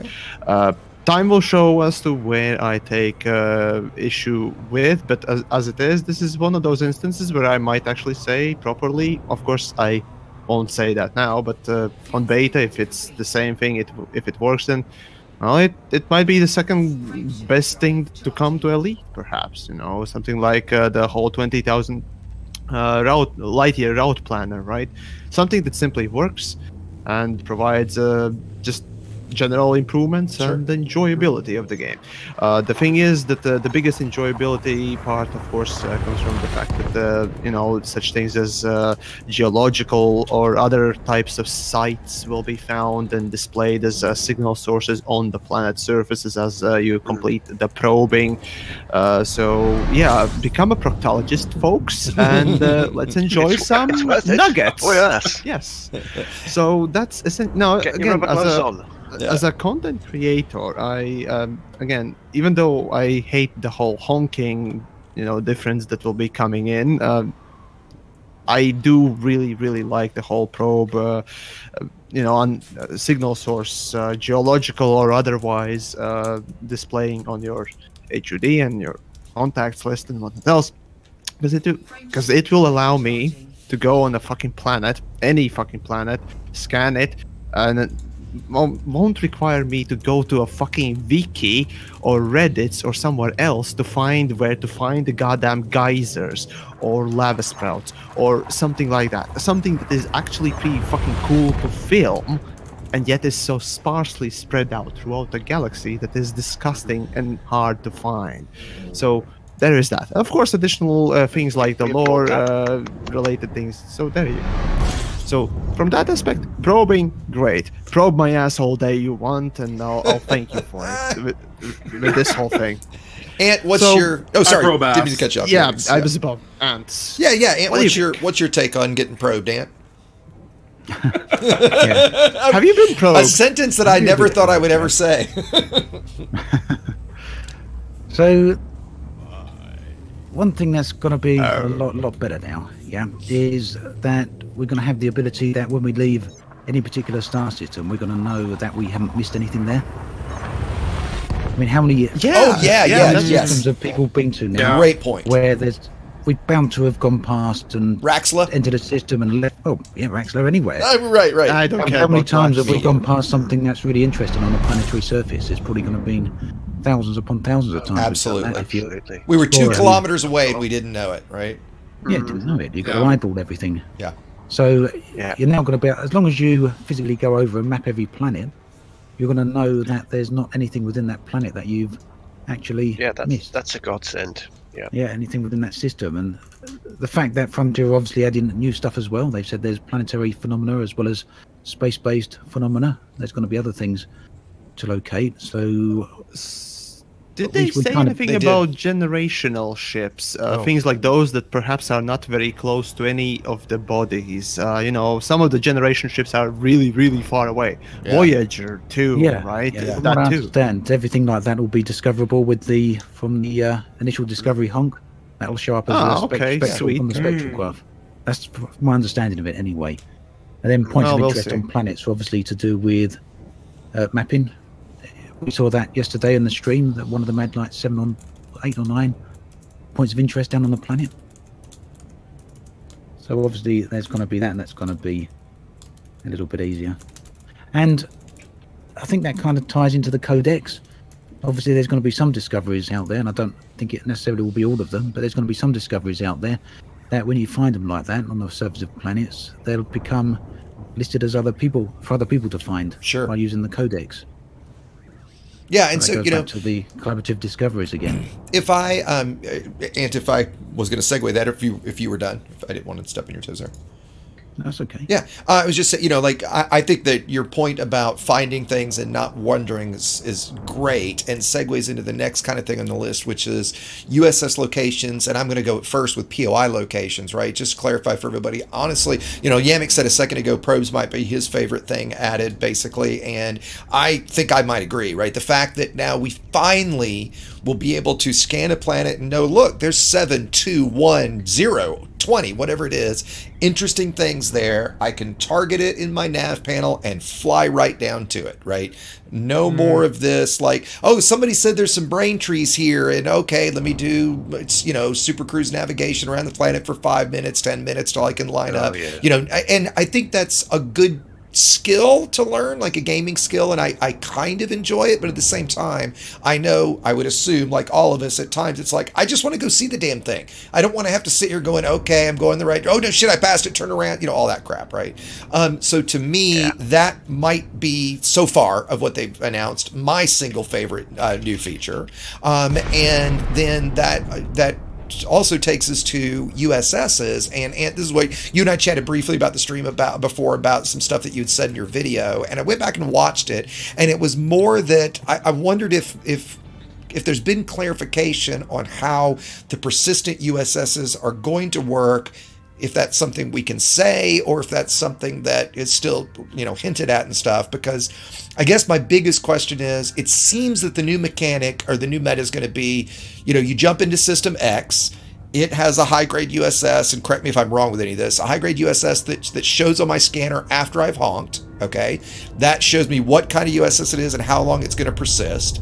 I then will fly to it, farm it, jump out of the system, jump back into the system, honk again, and then find it wherever it's moved to and repeat. Does that sound accurate, or am I missing something in that loop? My understanding is if it spawns, then you'll be able to find it. It might not necessarily spawn on that occasion. Yeah. So maybe it won't be there.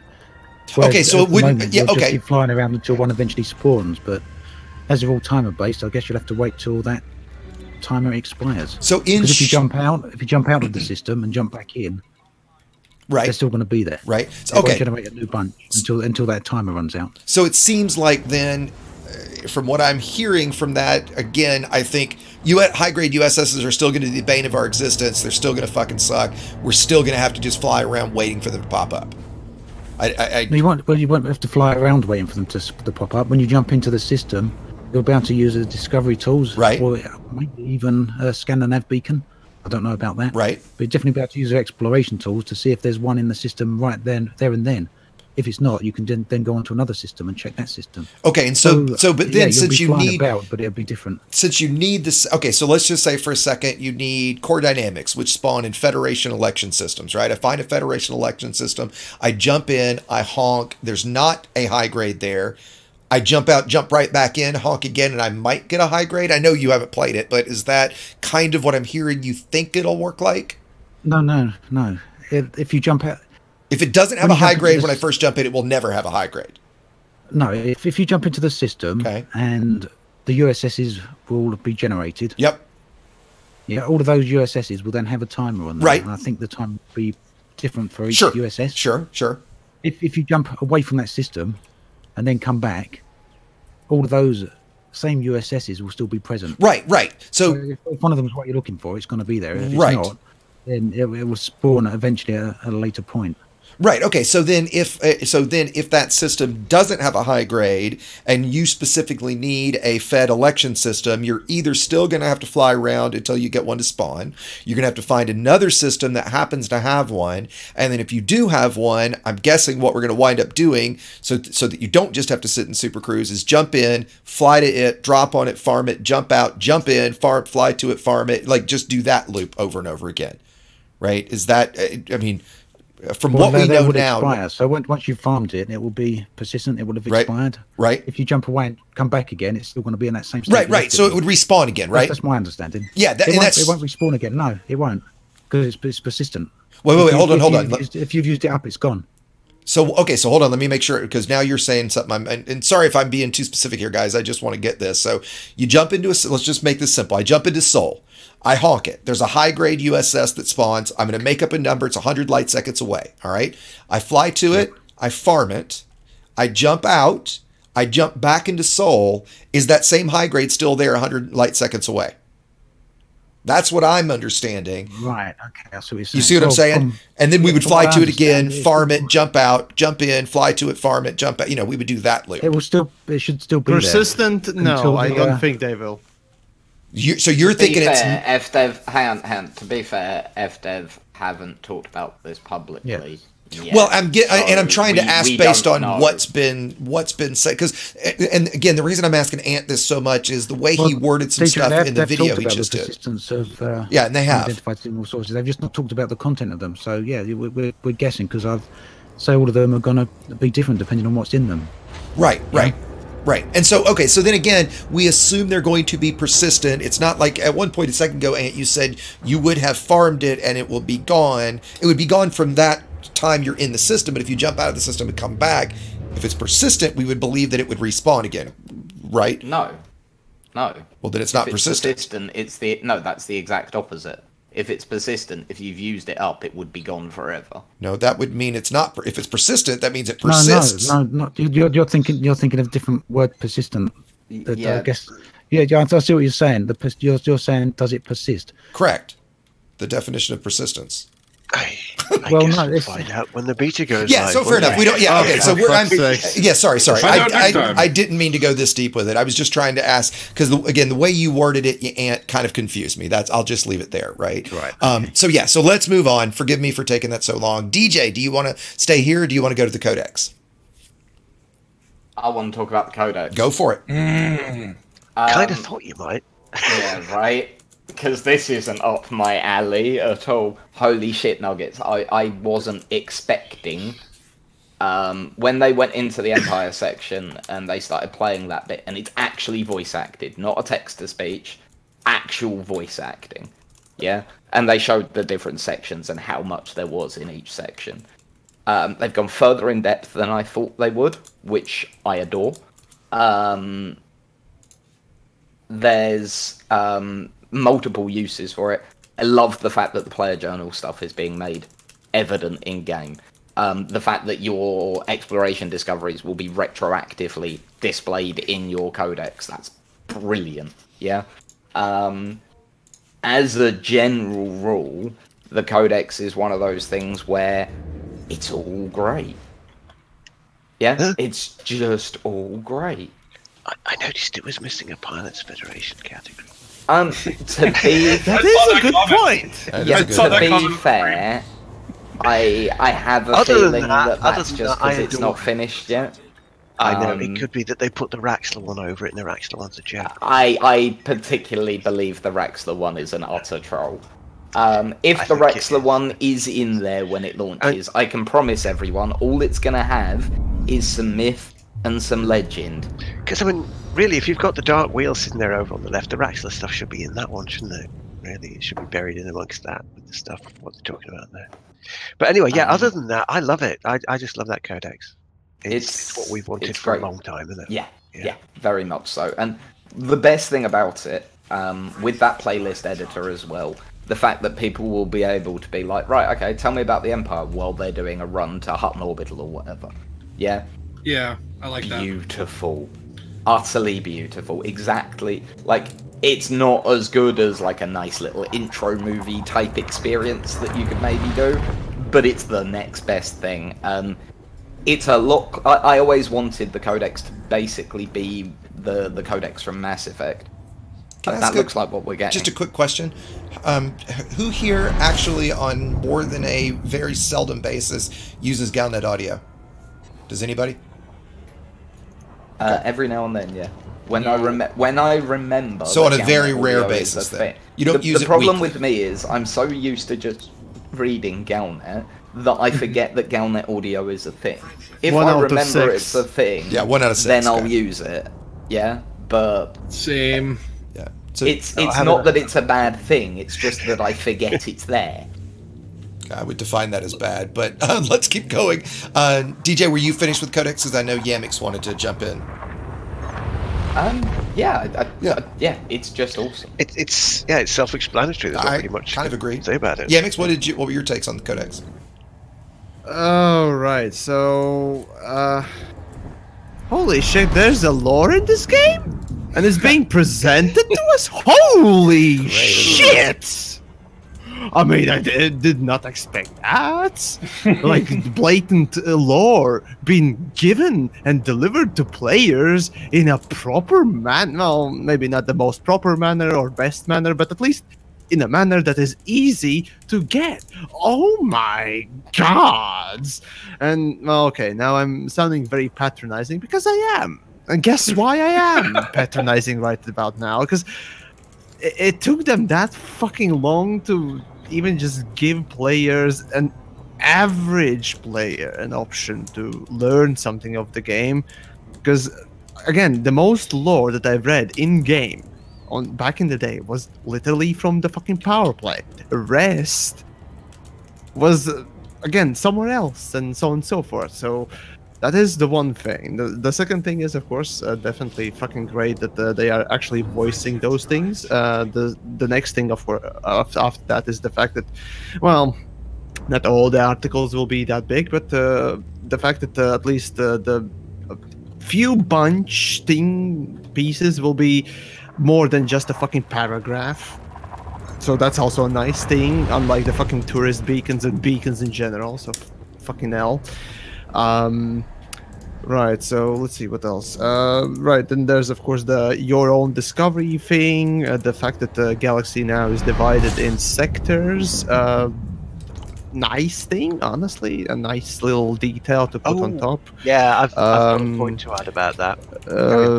I'll quickly finish then. And then there's of course the knowledge base. There was the whole, of course, individuals, Raxla, blah blah blah. Honestly, I'm one of those people just don't care about Raxla. At this point, it's so old and so boring. It probably doesn't have anything interesting, anyways.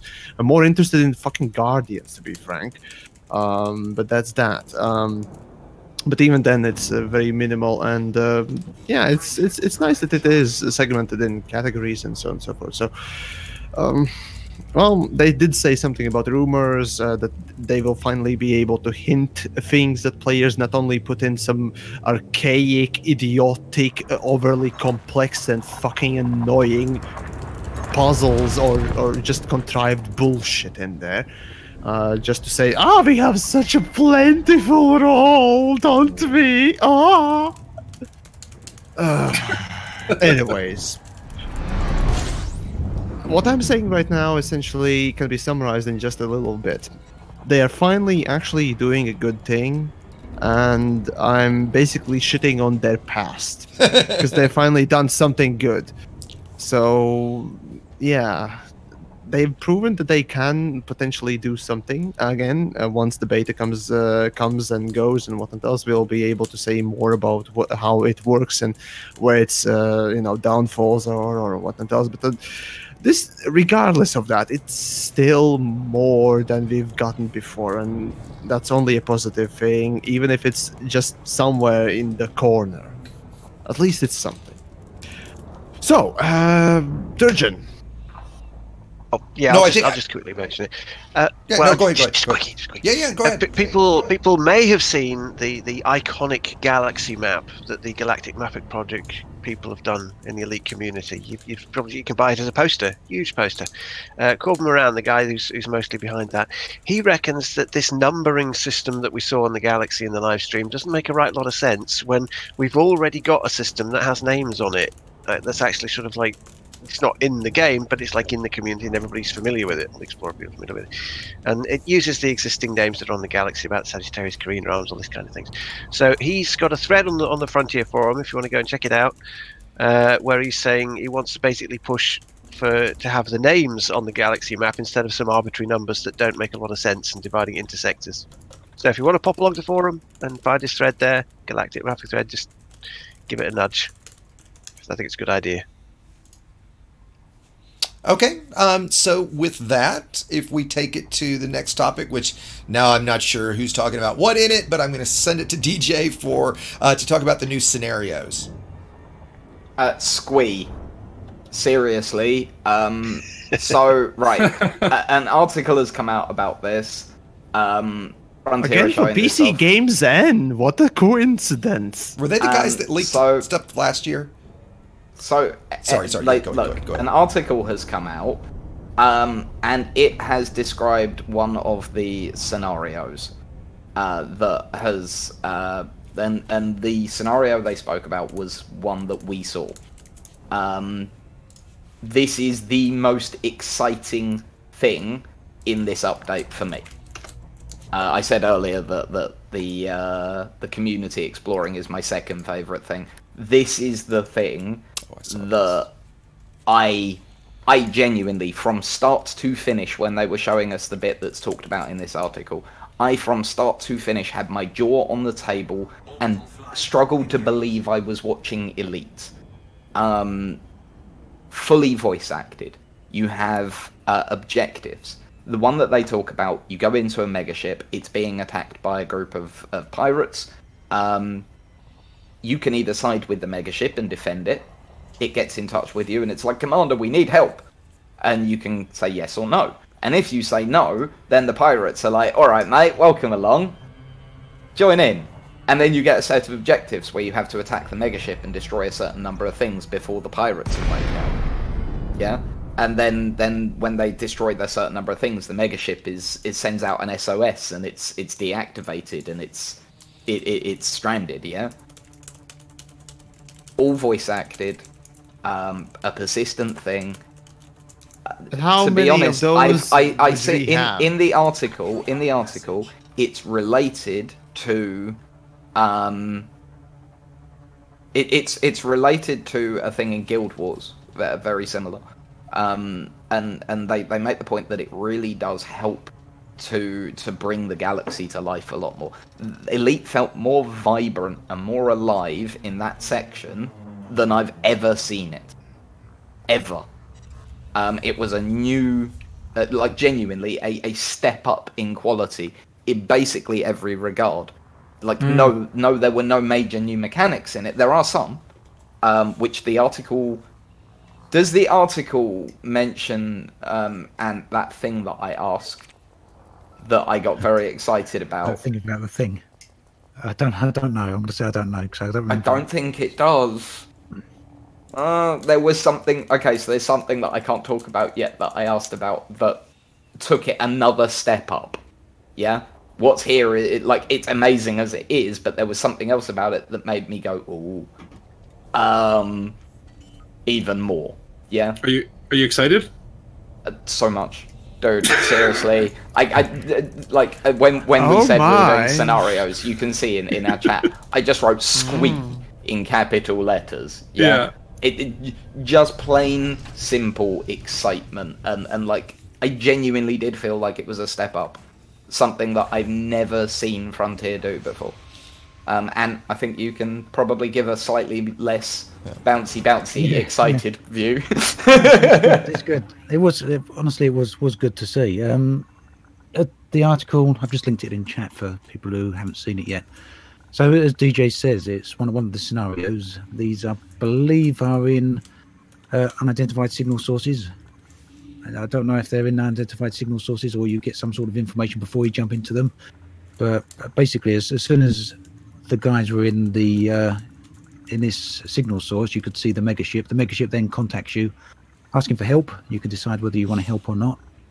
And these scenarios are tied into the background simulation. And it's mentioned in the article there that depending on the outcome of what you do there, whether you disable the megaship or whether you assist the megaship, it will impact the background simulation, and the game actually informs you of the effect it's actually had on the local economy and the local faction status, depending on the impacts you've had. So that sort of stuff is going to become more visible. It's also there's a question to you both, DJ and Obsidian. How many such scenarios can we actually expect? Because again, if they are fully voiced and what entails, then, well, knowing Frontier and in general any game developer, you'd expect things to be copy-pasted, at least to some degree. No idea. No idea how many there's going to be. No. Oh, okay. They did say they will keep. They did say they will keep adding them though. Yeah, this is because of the way they built them in. They can keep adding. Yes, scenarios are as much like we're getting the first batch of them, but as far as I understand it, scenarios are as much a tool set for them to use as anything else. Yeah. Are they closer to what? The objectives are one of the key things. Yeah, that's the thing you should really be focusing on here. You drop in and you get a list of objectives. So essentially submissions. Yeah. Okay. So it isn't just do the and those objectives can run at the same time. Yeah, or they seemingly can be sequential, or they can run at the same time. Yeah. So that opens up a lot of options for them as far as mission crafting goes. Question quickly is how do they compare to, for example, like World of Warcraft raids, if they are comparable? No, I don't think that. I don't know. Okay. I've never played a World of Warcraft raid, but from what I know of them, they aren't comparable. It's not really like that. No. I mean, there's an element, obviously, where you go and you've got to defend the megaship, and you can have your wingmates come along and assist you, either saving it or attacking it. I'd imagine that's there. But you know, until it comes out, we're not going to really know how far that goes or how deep that goes. But as Malik has just said, Guild Wars 2 world events apparently are very... Yeah, oh, sorry, yeah. I'm so sorry. Yeah. That's okay. It's exactly the same thing. If you've played Guild Wars 2, you know about the Living World events. Yep. Yeah, they are really fun. They're really it's the same thing. So. It's the same thing as that, more or less. All right. We'll see. Very well then. Well, I guess we carry on then if there's nothing else about scenarios. Can I squee one last time? No. No. Yeah, I'll just say it's something that I've you just hold it in and you just did. You know, rub one out later on. Yeah. Okay. Can he not do this? Can he not do that then? Go on, just once. Sounds more like a Trojana bit. Right then, UI changes in that case. Yeah, you want to take that? Since I'm talking, go for it. Might as well open it. All right, so UI changes. Essentially, what people expected in some ways, or fanboys expected in some way from the forums, that it would be a new UI, and no, it's not. Essentially, what they did with the UI is change it a little bit, move buttons here and there, and the bottom line is that some of the statistics, for example, were moved right into the codex. So for someone like Exigeous, who said that he would he tends to check up on his stats quite often, that would be quite a bothersome thing to do if you need to open codex constantly. While on the other hand, for me, a person that does check his stats quite a bit, but doesn't check them every single fucking second or something like that, for me, having it moved to more easier to read sort of a place is a good thing. Again, it depends on your preference on the whole menus and so on and so forth. Of course, they did change a little bit on, actually quite a bit of the left-right panel. That is, functions will be changed, which looked okay. The one thing that I didn't personally like the change was on the inventory side, or how did they pronounce that? Inventory. That's what I was like, what are they inventing? Inventory. I think he means it's an inventory, right? He's not inventing something. Well, I say inventory, so fuck off, you wanker. Right, so... Wait, are we trying to decide something how it's pronounced based on the way you pronounce it? Because, come on. Let's be fair. Yes, I am. I'm always correct. No, okay. Everyone else is wrong. Gotcha. Screw off. Gotcha. How do you say immersion again? DJ's always right. DJ's always right. There it is. There it is. I thank you. Frontier clearly stated that I was correct on their stream yesterday. That's right. They did. Yes. I call bullshit. They are wrong. Everyone's wrong. Anyways, carrying on about the UI then. So the inventory side, the whole thing. Now, the issue that I have is that they are changing the look of that particular menu from text-based designation to icon-based designation. Now, icon designation, of course, takes up less space, which is good. But on the other hand, icons in Elite are not that iconic, and they are kind of hard to remember, to be frank. And when you have plenty of those things, well, you're better off with a written thing, especially if you are a new player. I find personally the whole UI change to icon-based UI to be not a smart move. I really did prefer a written one, because again, even right now with 2,000 plus hours in the game, I still I don't remember a single thing in my synthesis, material and data tabs, or which one comes after which one, because, well, I don't really use them that much, or I just simply don't want to remember. And, well, it's going to be even more confusing to use after the change with the icon-based. Now, of course, some people will enjoy the icon-based one because, well, hey, there are different folks.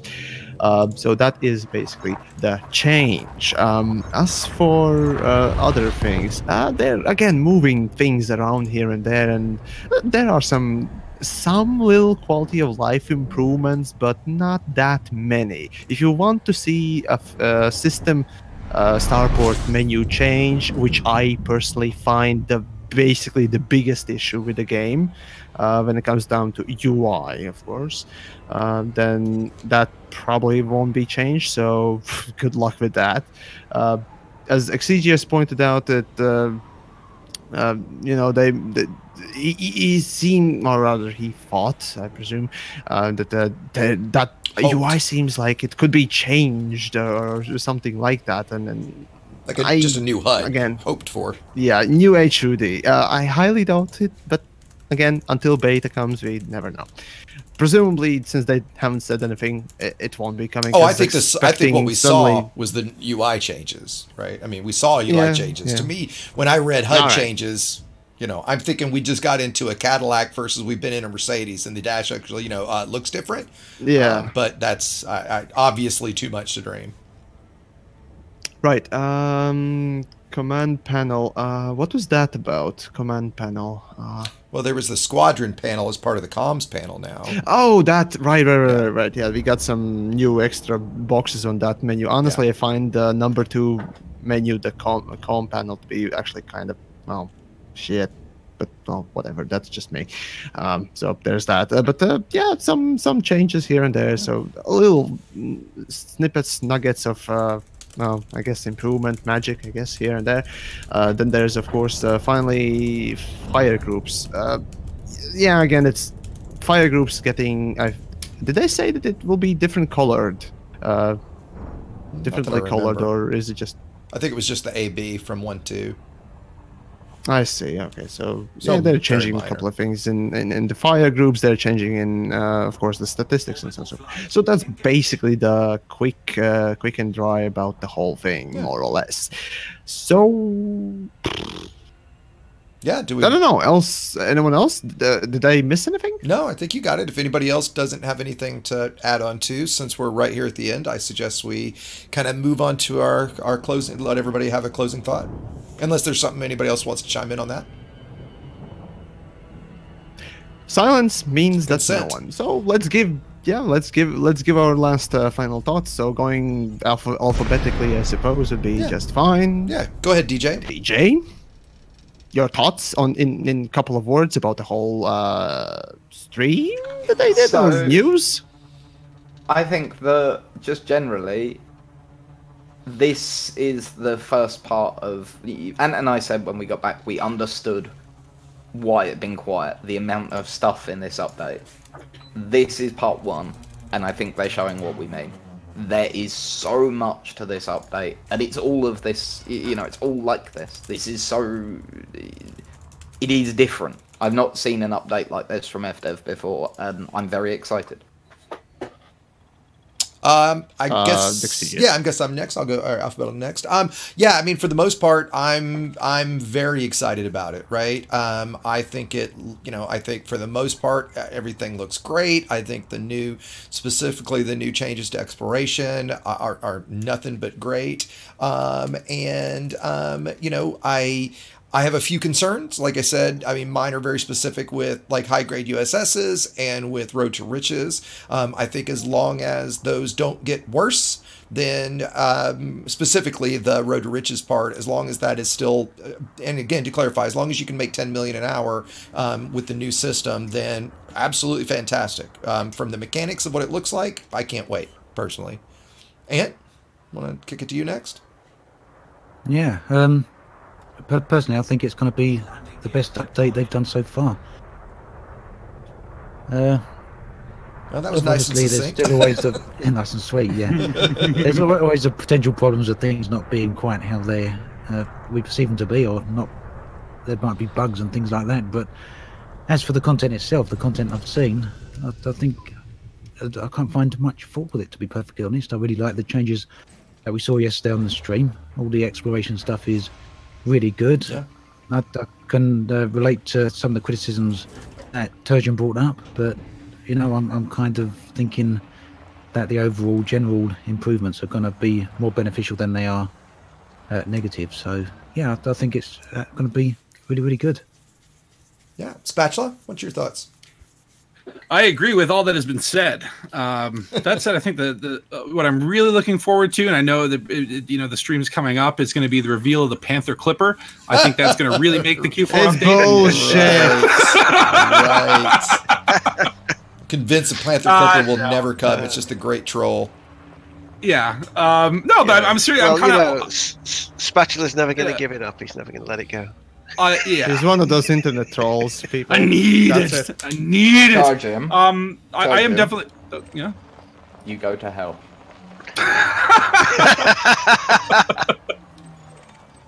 Wow. But yeah, did nobody else notice he just rickrolled us all?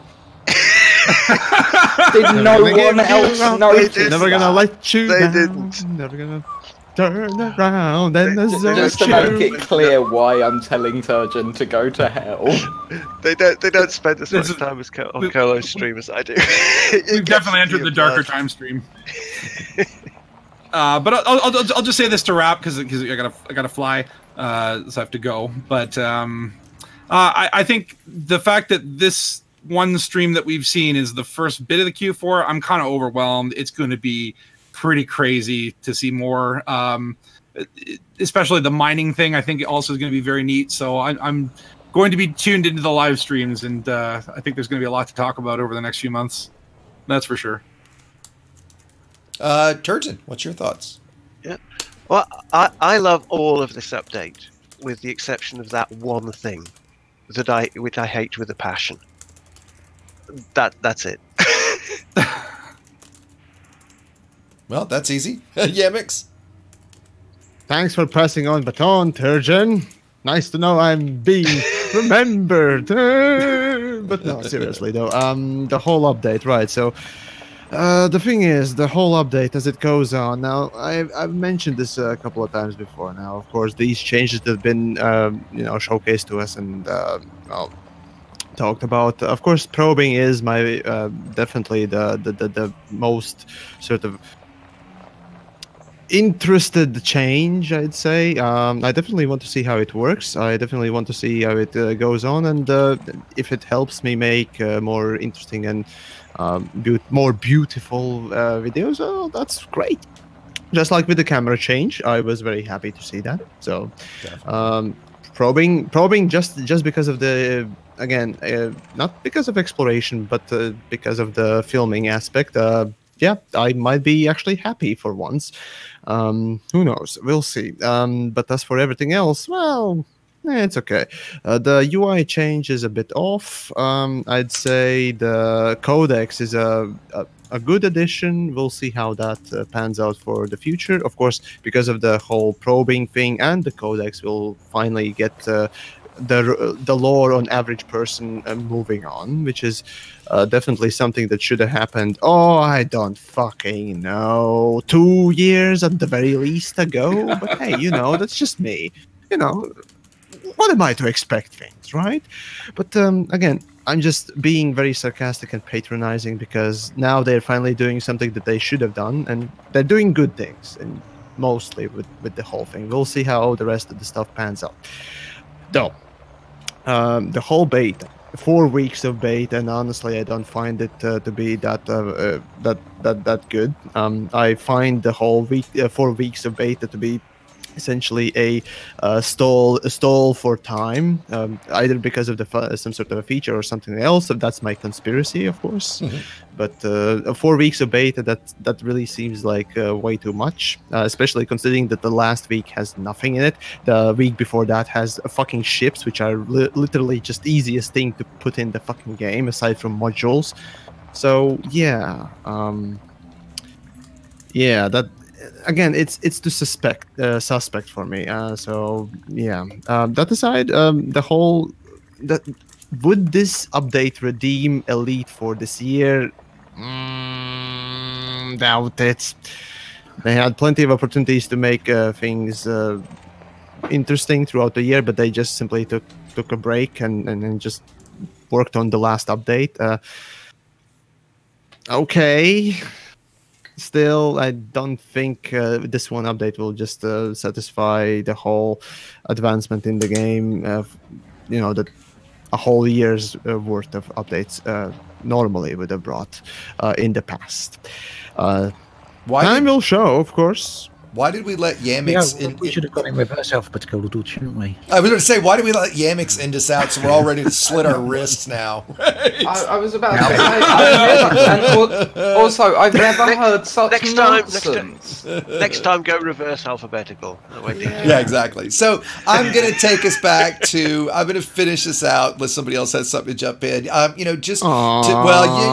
ran. We know what you think.